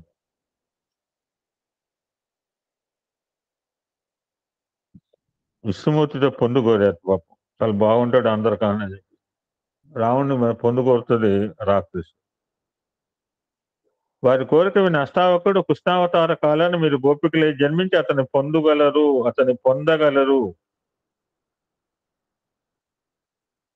అని పలుకుతారు. ఆయన అనుగ్రహం కారణంగా గోపిగా రూపులైన కృష్ణుని భార్యలుగాను, శాప కారణంగా కృష్ణ నిర్యానంతరము సముద్రము ద్వారకం ఉంచేస్తుంది. కాబట్టి కృష్ణుని ఆజ్ఞ ప్రకారం అర్జునుడు కృష్ణుని భార్యలైన వారిని సురక్షిత ప్రదేశాన్ని తీసుకెళ్ళినప్పుడు వారి దొంగల చేత పట్టుబడి నగలు తదితర వస్తున్నారు. సవ్యసాచి 10 రకాలుగా బిరుదులు ఉన్నవాడు ఆ Krishna once hero become zero without God అంటే ఇది అనమాట ఎగ్జాంపుల్. అప్పుడు దాకా హీరోగా ఉన్న అర్జునుడు కృష్ణ నిర్యానంతరం అసలు దేనికి పని చేయాల. ఒక బాణం బ్రహ్మాస్త్రం వేస్తే ఒక పూతిక పుల్ల ఇడిచి అవతబడిస్తున్నాడు అవుతా చిన్న కామన్ మ్యాన్. ఇది నాగాస్త్రం కాదు, ఇంకే అస్త్రం కాదు, ఏ అస్త్రాలు పనిచేయాలి. అంటే భగవంతుడు పక్కన గాడ్ లేకపోతే అర్జున్ పరిస్థితి చూడండి. అంత ధీరుడైన అర్జునుడు దొంగల చేతిలో ఓడిపోయి ఏమి చేయని స్థితిలో నిస్సహాయ స్థితిలో చేరుతాడు. పూర్వజంలో అష్టావకుడు దేవలుడు. ఇతడు మాలావతిని వివాహం చేసుకుని సంతానం పొంది విరాగై తపస్సు చేస్తూ ఉండగా అతని తపస్సుకు వేడి పుట్టి ముల్లోకములు బాధించసాగింది. ఇంద్రుడు దేవలుని తపస్సు భగ్నం చేయాలని ఇంద్రుడు చేసే ఎర్రపనులన్నీ ఇది అనమాట. ఇంద్రుడు దేవలని తపస్సు భగ్నం చేయాలని రమ్మను పంపితే అతను చెల్లించలేదు. అందుకు రంభ కోపంతో వీడు బజ్జి చాలా బాగున్నాడు, వీడను మనసు ఎంత దౌర్బల్య స్థితి, ఎవరు చెప్తారండి ఆ పేరు, ఎంత దౌర్బల్యం. వీడు చాలా బాగున్నాడు, వీడు పిల్లగాడు అనుకున్నాడు, వెంటనే మనసులో మారిపోయింది. ఎవరండి? ఎవరు? ఎంత అందంగా ఉన్నాడు, ముద్దుగా ఉన్నాడు, వీటికి అమ్మనైతే బాగుండు.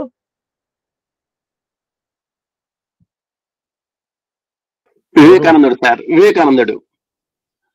ఇంకెవరన్నా? బలి చక్రవర్తి కూతురు. కూతురు. సూపర్ అండి, కరెక్ట్ అమ్మా, వెరీ నైస్. అంటే ఎంత దౌర్బల్యం చూసావు, మనసును ఒప్పుకుంటావా గిరిజా? Can you accept? ఒప్పుకోను. ఒప్పుకోకపోతే నువ్వు గొప్పదాని. మా మైండ్ ఇవ్వడం దరిద్ర మైండ్. కొంచెం ఒప్పుకుంటాను. మా మైండ్ ఇవ్వడం దరిద్ర మైండ్. ఒక నిమిషం ఉంటుంది, ఒక నిమిషం ఉండదు కదా మామయ్య గారు. ఎప్పుడు కోపంతో పరజన్మలో నువ్వు అష్టావకుడు జన్మించమని చెప్పించేది. తరువాత వెంటనే పశ్చాత్తాపంతో శాప విమోచన కూడా తెలియజేసి స్వర్గలోకానికి వెళ్ళిపోయింది. ఆ దేవులుడే అష్టావకుడు. ఆ విధంగా తండ్రిని జలబంధం నుంచి తరింపజేసిన తనయుడు, దివ్య మహిమోపేతుడు, అతి తేజస్వి, లోక పూజ. ఈ బొమ్మ పెడతానండి చూడండి, ఇప్పుడు సత్సంగా విత్ బొమ్మ.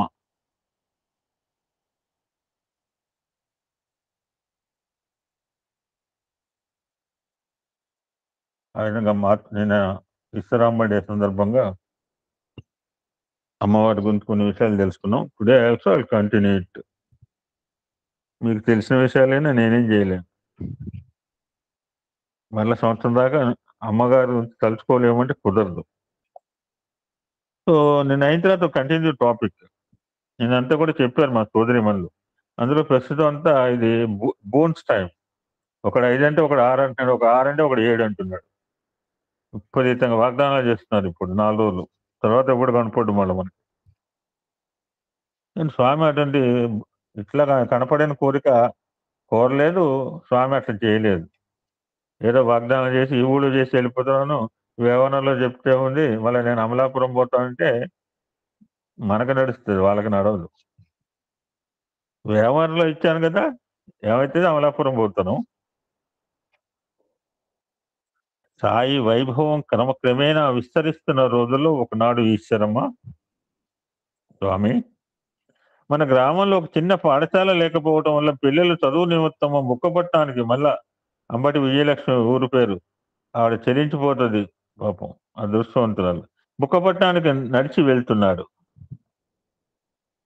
ఆ దృశ్యం చూస్తుంటే నా హృదయం ద్రవిస్తోంది. ఇక్కడ ఒక స్కూల్ కట్టించండి అని కోరింది. స్వామి వయసు ఎంత, ఈవిడ వయసు ఎంత? కట్టించండి, కట్టించరా అని అనలేదు. కట్టించరా అంటే రాలో మళ్ళీ వేరే రకాలు ఉన్నాయి. అది ఆమె కోరిక ప్రకారం స్కూల్ కట్టించారు స్వామి. మరొకనాడు స్వామి, మన గ్రామంలో చిన్నపిల్లలకి ఏమైనా జబ్బు జ్వరం వస్తే చికిత్స కోసం తల్లులు పిల్లల్ని ఎత్తుకొని బుక్కపట్నం వెళ్తున్నారు. అట్లా వారు వెళ్తుంటే చూస్తుంటే నాకు చాలా బాధ కలుగుతుంది. కాబట్టి మన గ్రామంలో ఒక ఆసుపత్రిని కట్టించండి అని కోరింది. ఇటువంటి 3 కోరికలు ఈశ్వర్ చంద్ర విద్యాసాగర్ ఇదే టాపిక్ లో వస్తుంది. అంటే ఈశ్వర్ చంద్ర విద్యాసాగర్ ని ఇమిటేట్ చేశాడు స్వామి అంటే కాదు. ఈశ్వర్ చంద్ర విద్యాసాగర్ యొక్క తల్లికి ఈ థాట్ ఇచ్చింది స్వామి. అలా అనుకోవాలి. Same desires will ask by Ishwar Chandra Vidyasagar mother. రేపు టైం ఉంటే రేపు చెప్తా. నేను చెప్పదలుచుకున్న ఏదాకా చెప్తూనే ఉంటా. ఆసుపత్రిని కట్టించి ఆమె కోరికను తీర్చాడు స్వామి. కొంతకాలం అయిన తర్వాత మరల స్వామితో, స్వామి, మన గ్రామంలో ప్రజలు నీటి కోసం చాలా అవస్థపడుతున్నారు. లోతుగా ఉన్న బావి నుంచి నీరు తోదలేక వారి రెక్కలు ముక్కలవుతున్నాయి. కాబట్టి నీటి సదుపాయం కల్పించండి అని కోరింది. అప్పటి పరిస్థితికి అనుకూలంగా నీటి సదుపాయం కల్పించారు స్వామి. ఆనాటి స్కూలే ఈనాడు university Sathya Sai institute higher learning. ఆనాటి చిన్న ఆసుపత్రి ఈనాడు Sathya Sai institute higher medical sciences super speciality hospital కేవలం 178 రోజుల్లో కట్టారు. ఆనాటి నీటి సదుపాయాలు ఈనాటి వాటర్ సప్లై సత్యసాయి సుజల స్రవంతి.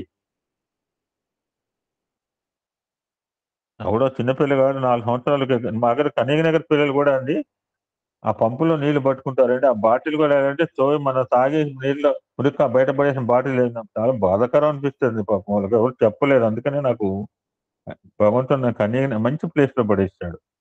ఎక్కడో అడయార్లోనో లేకపోతే ఇంకెక్కడో ఉంటే నాకు ఈ వసతి I'm seeing the way of live with my own eyes. ఆ నల్లాలో నీళ్ళు తాగుతారండి. నల్లాలో మాకు మెట్రో వాటర్ వస్తుందండి. నా నల్లలో మామూలు నీళ్ళు వస్తాయి, మెట్రో వాటర్ కాదు. ఆ మెట్రో వాటర్ కూడా తాగకూడదు, డైరెక్ట్ గా తాగకూడదు. అలా ఒక చిన్నపిల్లవాడు మురికాలలో నీళ్లు తాగుతుంటే స్వామి చూశారండి. అదే నా దడ్డే when Swami declared this project. నా అదృష్టం ఇటువంటి చాలాసార్లు సందర్భాల్లో ఉన్నా నాకు స్వామి ప్రశాంత నిలయంలో. నేను స్వామి డిక్లేర్, నా హృదయం కదిలిపోయింది. I want give water to Chennai. ఇవన్నీ ఎట్లా సాధ్యమైందండి? తల్లి యొక్క సత్సంకల్పము, స్వామి యొక్క నిత్య సంకల్పం, ఈ రెంటి యొక్క కూడిక, సత్సంకల్పము నిత్య సంకల్పము జాయిన్ అయిపోయి ఇందాక సార్ చెప్పాడు, భగవంతుడు అంటే అఘటనాఘటన. అదొక ఎస్సే ఉంది. చాలా రోజులు పెట్టి చూడడానికి టైం సరిపోవట్లేదు. 1400 రోజులు పెట్టినా టైం సరిపోవట్లేదు మనకి. తర్వాత తల్లిదండ్రుల మధ్య ఎలాంటి రిలేషన్ ఉండాలి?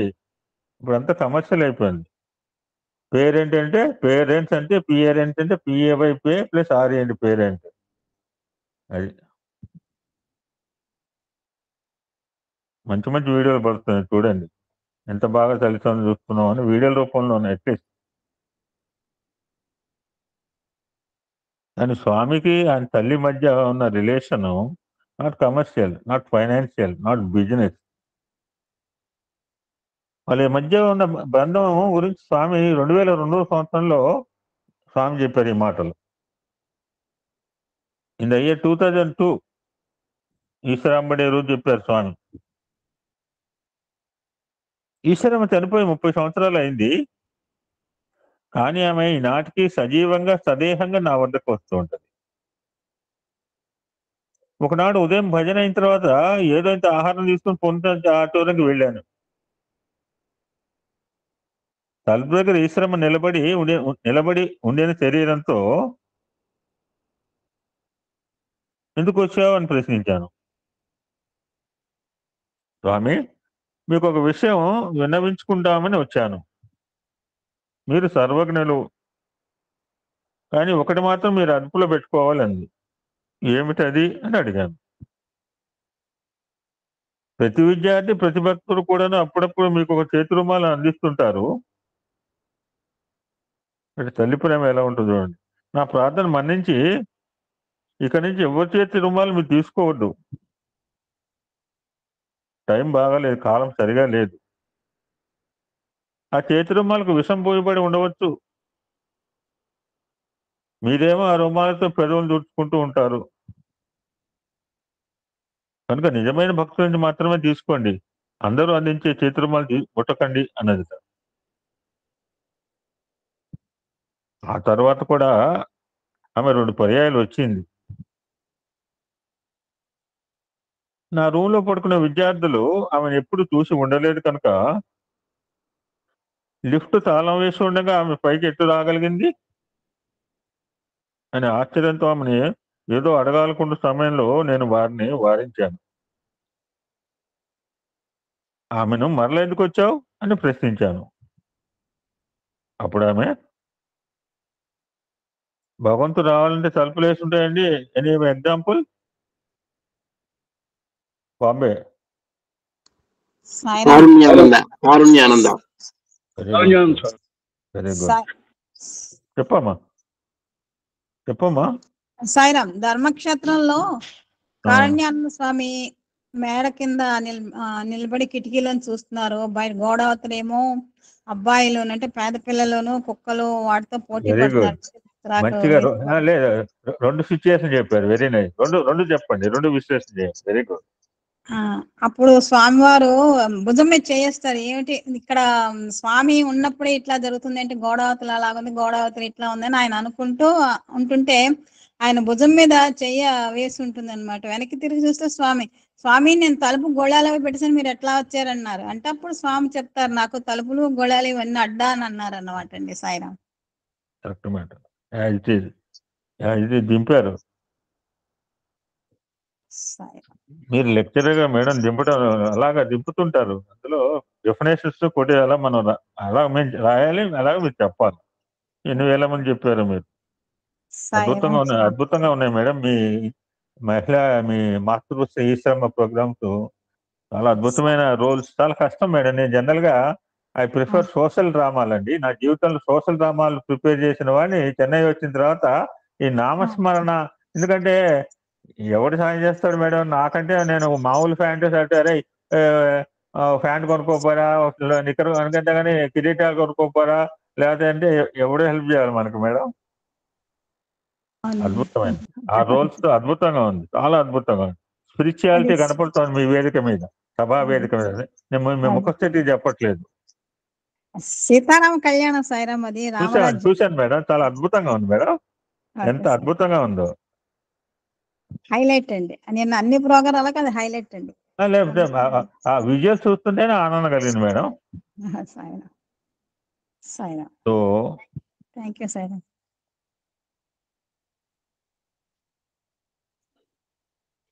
ఇక్కడ మరలా ఎందుకు వచ్చావు అని ప్రశ్నించాను. అప్పుడు ఆమె, అప్పుడప్పుడు మిమ్మల్ని చూడందే ఉండలేను, మిమ్మల్ని చూస్తేనే నాకు ఆనందంగా ఉంటుంది. నిన్న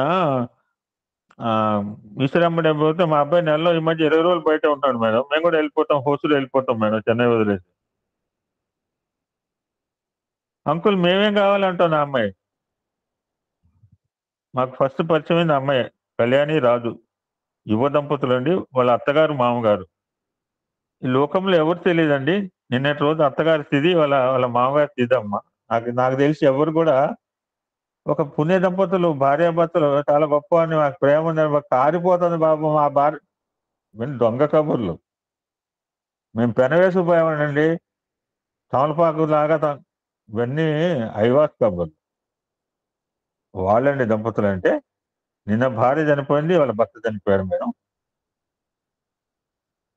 భార్యాభర్తలో నిన్నటి రోజున భార్య చనిపోతే తన భార్య చనిపోయింది అనే విషయం కూడా భర్తకు తెలియకుండా ఈ భర్త ఈరోజు చనిపోయాడు మేడం. అది హార్ట్ టు హార్ట్ రిలేషన్ అండి. I enjoy the beauty with them. Vizianagaram వాస్తవులు అండి.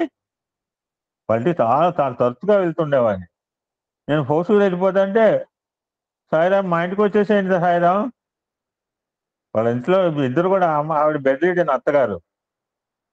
మామగారిని కరోనా టైంలో ఎంత కట్టడి చేసినా పాపం కరోనా సోకింది ఇద్దరికి.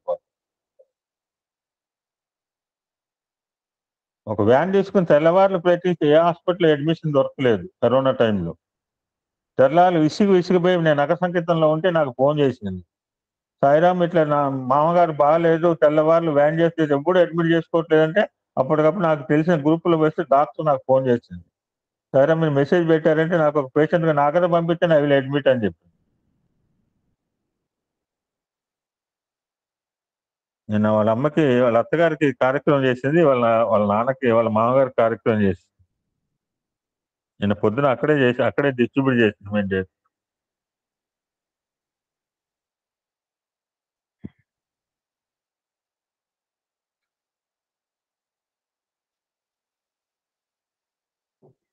మిమ్మల్ని చూసితేనే నాకు ఆనందంగా ఉంటది స్వామి.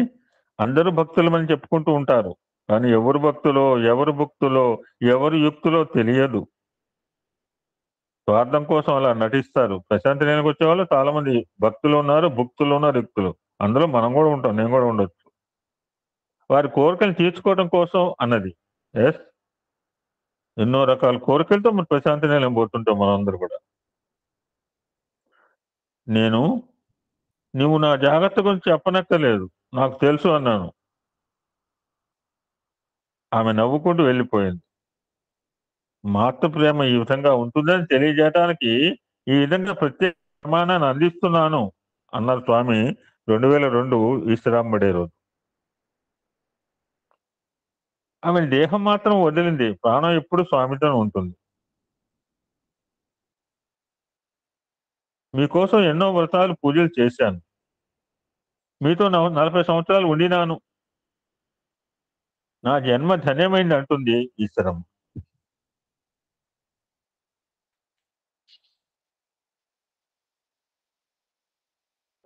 ఆరు నెలల పాటు మా అమ్మ 1 గ్రైన్ ఆఫ్ ఒక్క బియ్యపు గింజండి. ఎన్ని బియ్యపు గింజలు కలిస్తే ఒక ఉండలాగా నోట్లో పోవాలండి. రాత్రికి అన్నం కూర ఆవు రారు. నేను ఎక్కడ కూర్చుంటా, ఎక్కడ సత్సంగా చెప్తున్నాను, నేనే వండుకున్నాను రాత్రి అన్నం కూర కావాలని. ఆవు రారు మింగిన. అంటే మా వాడికి సగం ఉంచాను అనుకోండి, కూర సగం ఉంచాను, అన్నం సగం. ఆడి గురించి వండితే నేడ తింటానండి. 6 నెలల పాటు ఒక్క బియ్యపు గింజ కూడా నోట్లో పోకుండా బతికింది. ముప్పొద్దులో మమ్మల్ని అడిగేది, బ్రేక్ఫాస్ట్ చేశారా? మళ్ళీ మాట లేదు, సైగలు. బ్రేక్ఫాస్ట్ టైం ఎలా తెలుస్తుందో, మళ్ళీ లంచ్ టైం ఎలా తెలుస్తుందో, సప్పర్ టైం ఎలా చేస్తుందో దానికి నో బ్రేక్ఫాస్ట్. దాహం అంటే మేమేం చేయగలం అంటే కాటన్ నీళ్ళలో ముంచి గట్టిగా పిరిచేసి, కాటన్ తెలుసు కదా నువ్వు, కాటన్ నీళ్ళలో ముంచి గట్టిగా పిడిచి ఆ కాటన్ లిప్స్కి పగవాడికి కూడా రావద్దండి అట్లా. మరి షీజ్ మై యూనివర్సల్ మదర్ అన్నారు. ఆవిడకి ఎందుకంటే గత జన్మలో ఏం చేసింది ఎవడు తెలుసు. మనం ఈశ్వరమ్మ మరొకసారి కూడా వచ్చింది. తల్లి ప్రేమ ఎలా ఉంటుందంటే, నా గదిలో ఉన్న విద్యార్థులకు ఈ విషయం తెలుసు. నేను ఒక రోజు నా గదిలో ఉంటే పిల్లలతో, నాది పట్టు పంచ గట్టిగా కట్టుకోవడానికి వీలు లేకుండా ఉన్నది, నాకు ఒక బెల్ట్ కావాలి అన్నాను. సేమ్ డైలాగ్ అనిల్ కుమార్ గారు చెప్తారు, వాడికి పంచ కూడా కట్టుకోవడం గట్టిగా పెళ్లిపేటలో కూర్చోవాలి, బెల్ట్ పెట్టమంటారు. చూద్దాం జ్ఞాపకాలు పొంది ప్రారంభిస్తే మళ్ళీ వీ కెన్ రికలెక్ట్. వారిచ్చిన బెల్ట్ బకెల్ మెరుస్తూ ఉండినది. అది నా చొక్కా లోపల నుంచి కనిపిస్తోంది. నాకు అది ఇష్టం లేదు. ఒకరోజు తెల్లారుజామున ఈశ్వరమ్మ వచ్చి ఒక చైన్ ఇచ్చింది. దానికి బకెల్ లేదు. అతికిస్తేనే అంటుకుంటుంది. అది ఆమెకు నేనే ఇచ్చాను. ఆమె ఆ చైన్ నాకు ఇస్తూ, వారిని వీరిని ఎందుకు అడుగుతారు, ఇదిగో దీన్ని తీసుకోండి అన్నది. ఈశ్వరమ్మ నా తల్లిగా నేనే సెలెక్ట్ చేసుకున్నాను. ఆమెకు నాకు మధ్య గల సన్నిహిత సంబంధం అలాంటిది. నాట్ కమర్షియల్, నాట్ బిజినెస్ పరంగా సంబంధం కాదు. నేను ఒక మాట అనుకున్నాను, నిర్వాణము అంటే బుద్ధుడే కాదు, కొండమరాది నిర్వాణమే. ఈసారి చెప్పండి, ఒక్క నిర్వాణం అంటే బుద్ధుడిదే కాదు, కొండమరాది నిర్వాణం పొందాడు, ఈశ్వరమ్మ నిర్వాణం పొందాడు. మనకి ఆర్యోక్త ఒక సూక్తి ఉంది, వేద సూక్తి, మంచివారికి మరణమే సాక్షిత. ఖచ్చితంగా ఈ వర్డ్ ని, ఈ సూక్తి ఉత్తగా చెప్పలే, ఎవరు మహనీయులు చూసుకుని ఇప్పుడు అన్నారు. ఇప్పుడు 4వ అనువాకం ఎందుకు వచ్చింది, ద్రష్ట దుర్వాస మహర్షి ఎందుకు వచ్చింది? ఒక మొగుడు పిల్ల ఎవరో మంచిగా వేటగాళ్ళు, మంచిగా కోయిలోళ్ళు బాగా బాణాలు పెట్టుకున్నారు, రకరకాల బాణాలు వేసుకున్నారు, వాళ్ళు చూసేందుకు ఇలా అనిపించిందా? బై దట్ సాయిశ్వరాయ విద్మహ ఎలా వచ్చింది, ఆయన దస్త వెనక కనిపించి రాశాడు. సో బహుశా ఎవరో మహనీయులు చూసుకునే సూక్తులు వస్తుంది, ఉత్తర సూక్తులు చెప్పరు. సూత్రవాహిని చదవబోతున్నాం. సూత్రవాహినిలో everything is practicality. Sutravahini nothing but reality. 1972 సంవత్సరం బెంగళూరులో సమ్మర్ క్లాసులు జరుగుతున్న రోజులు. పిల్లలందరూ నగ సంకేతం చేసిన తర్వాత స్నానాలు చేసి టిఫిన్ తినడానికి రెడీ అవుతున్నారు. స్వామి నగ సంకేతం చేసిన విద్యార్థులకు ప్రభాత దర్శనం ఇచ్చేవారు. తర్వాత స్వామి స్నానానికి వెళ్ళటం సిద్ధమైనారు. ఈశ్వరమ్మ అప్పటికే స్నానం చేసి కాఫీ త్రాగి వరండాలో కూర్చుంది. ఉన్నట్టుండి బాత్రూంలో ఉన్న స్వామిని స్వామి స్వామి స్వామి అని 3 పర్యాయములు పిలిచింది. స్వామి కూడా వస్తున్నా వస్తున్నా వస్తున్నా అని అన్నారు. స్వామి కిందికి వెళ్ళేటప్పుడు ఆమె ప్రాణం వచ్చింది.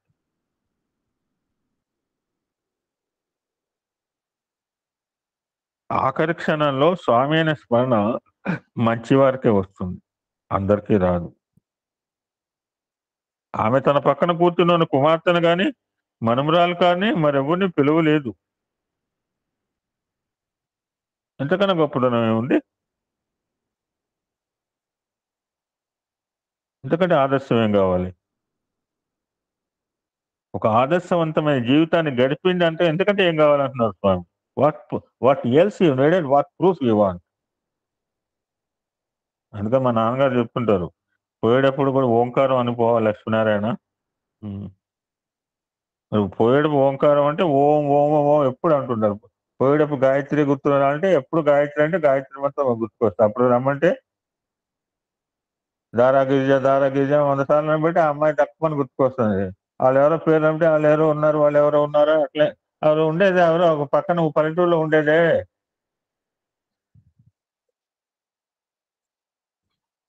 మనం ఆ భారతీయ సంస్కృతికి ఫస్ట్ పిల్లర్ ఈ మాతృదేవోభవ. పితృదేవోభవ అని పెట్టలా, ఫస్ట్ లెటర్ వేదికలు ఇచ్చే వేదిక వర్డ్ మాతృదేవోభవ. ఆ విధంగా ఈశ్వరమ్మ జీవించినంత కాలం కూడా ఆమెను గౌరవించారు స్వామి, రెస్పెక్టెడ్, ప్రేమించాడు. ఒక ఉత్తమ పుత్రుడిగా ఆమె కోరికలను కూడా నెరవేర్చారు స్వామి. బతుకున్నప్పుడు కాదు, ఆమె మరణానంతరం కూడా ప్రతి సంవత్సరము ఈశ్వరాముడే బెట్టబట్టి మీరు ఏదో రకరకాల కార్యక్రమాలు చేశాను, ఆ పేరుని ఏదో నాకు తోచి నేను చేసిన. ఇంతమంది ఇన్ని కార్యక్రమాలు చేయటం, ఇన్ని వీడియోలు పెట్టామంటే Swami given chance to celebrate ఈశ్వరాముడే అండ్ మేక్.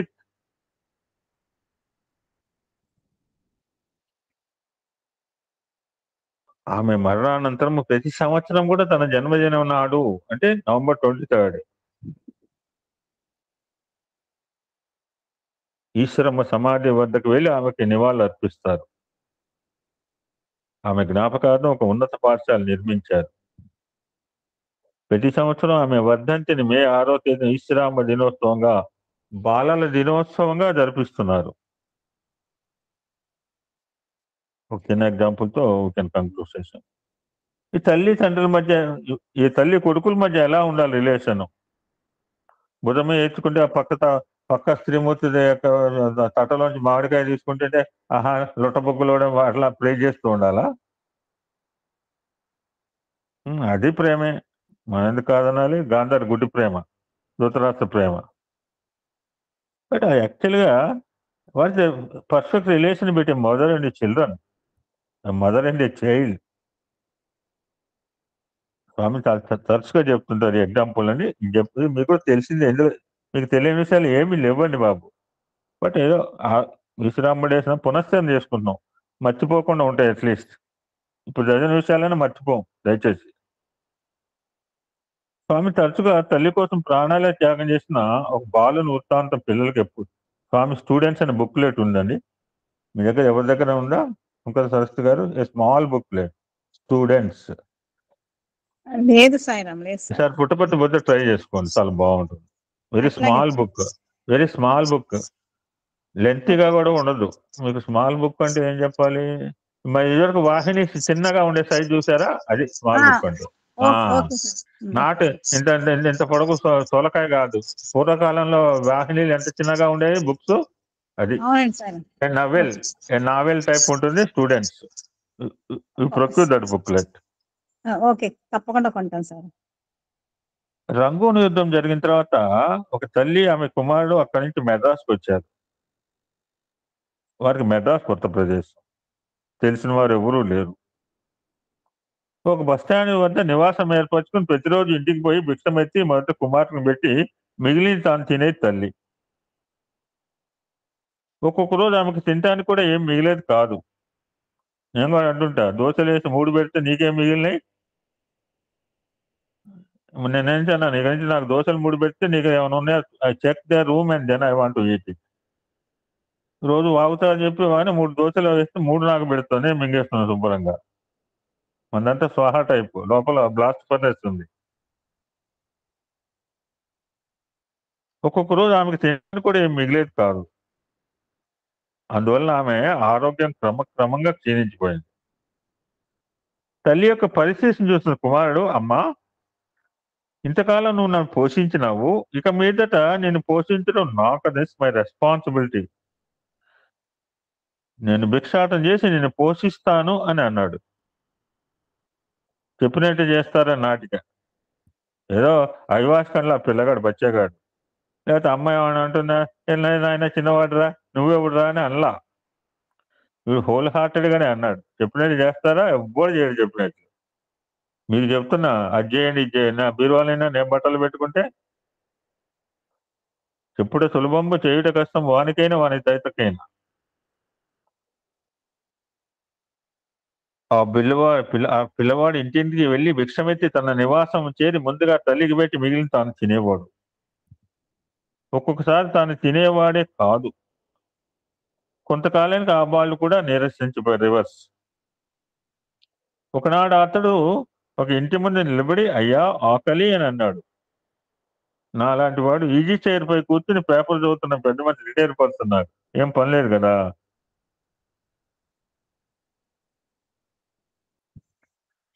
అక్కడే కూర్చో, ఆకు వేసి అన్నం పెడతాను అని చెప్పి ఇంట్లోకి పోయి ఆకులో అన్నం తెచ్చాడు. నేను ఇక్కడ తినను, ఇంటికి తీసుకువెళ్తాను అన్నాడు బాడు. అప్పుడు నేనేమంటా, నీకు నిజంగా ఆకలి ఉంటే ఇక్కడే తినొచ్చు కదా, ఇంటికి ఎందుకు?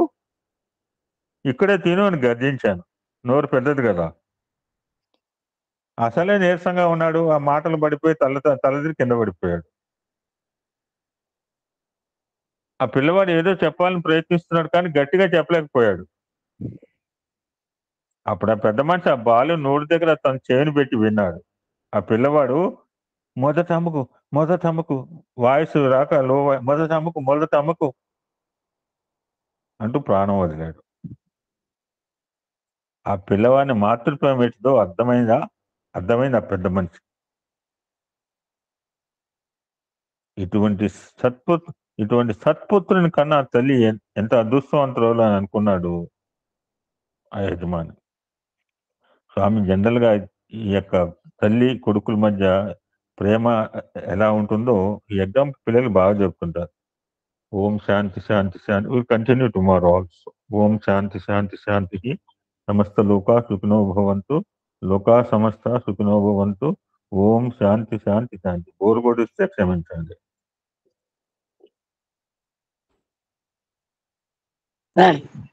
బాగా నా సైడ్ బోర్లు వేసి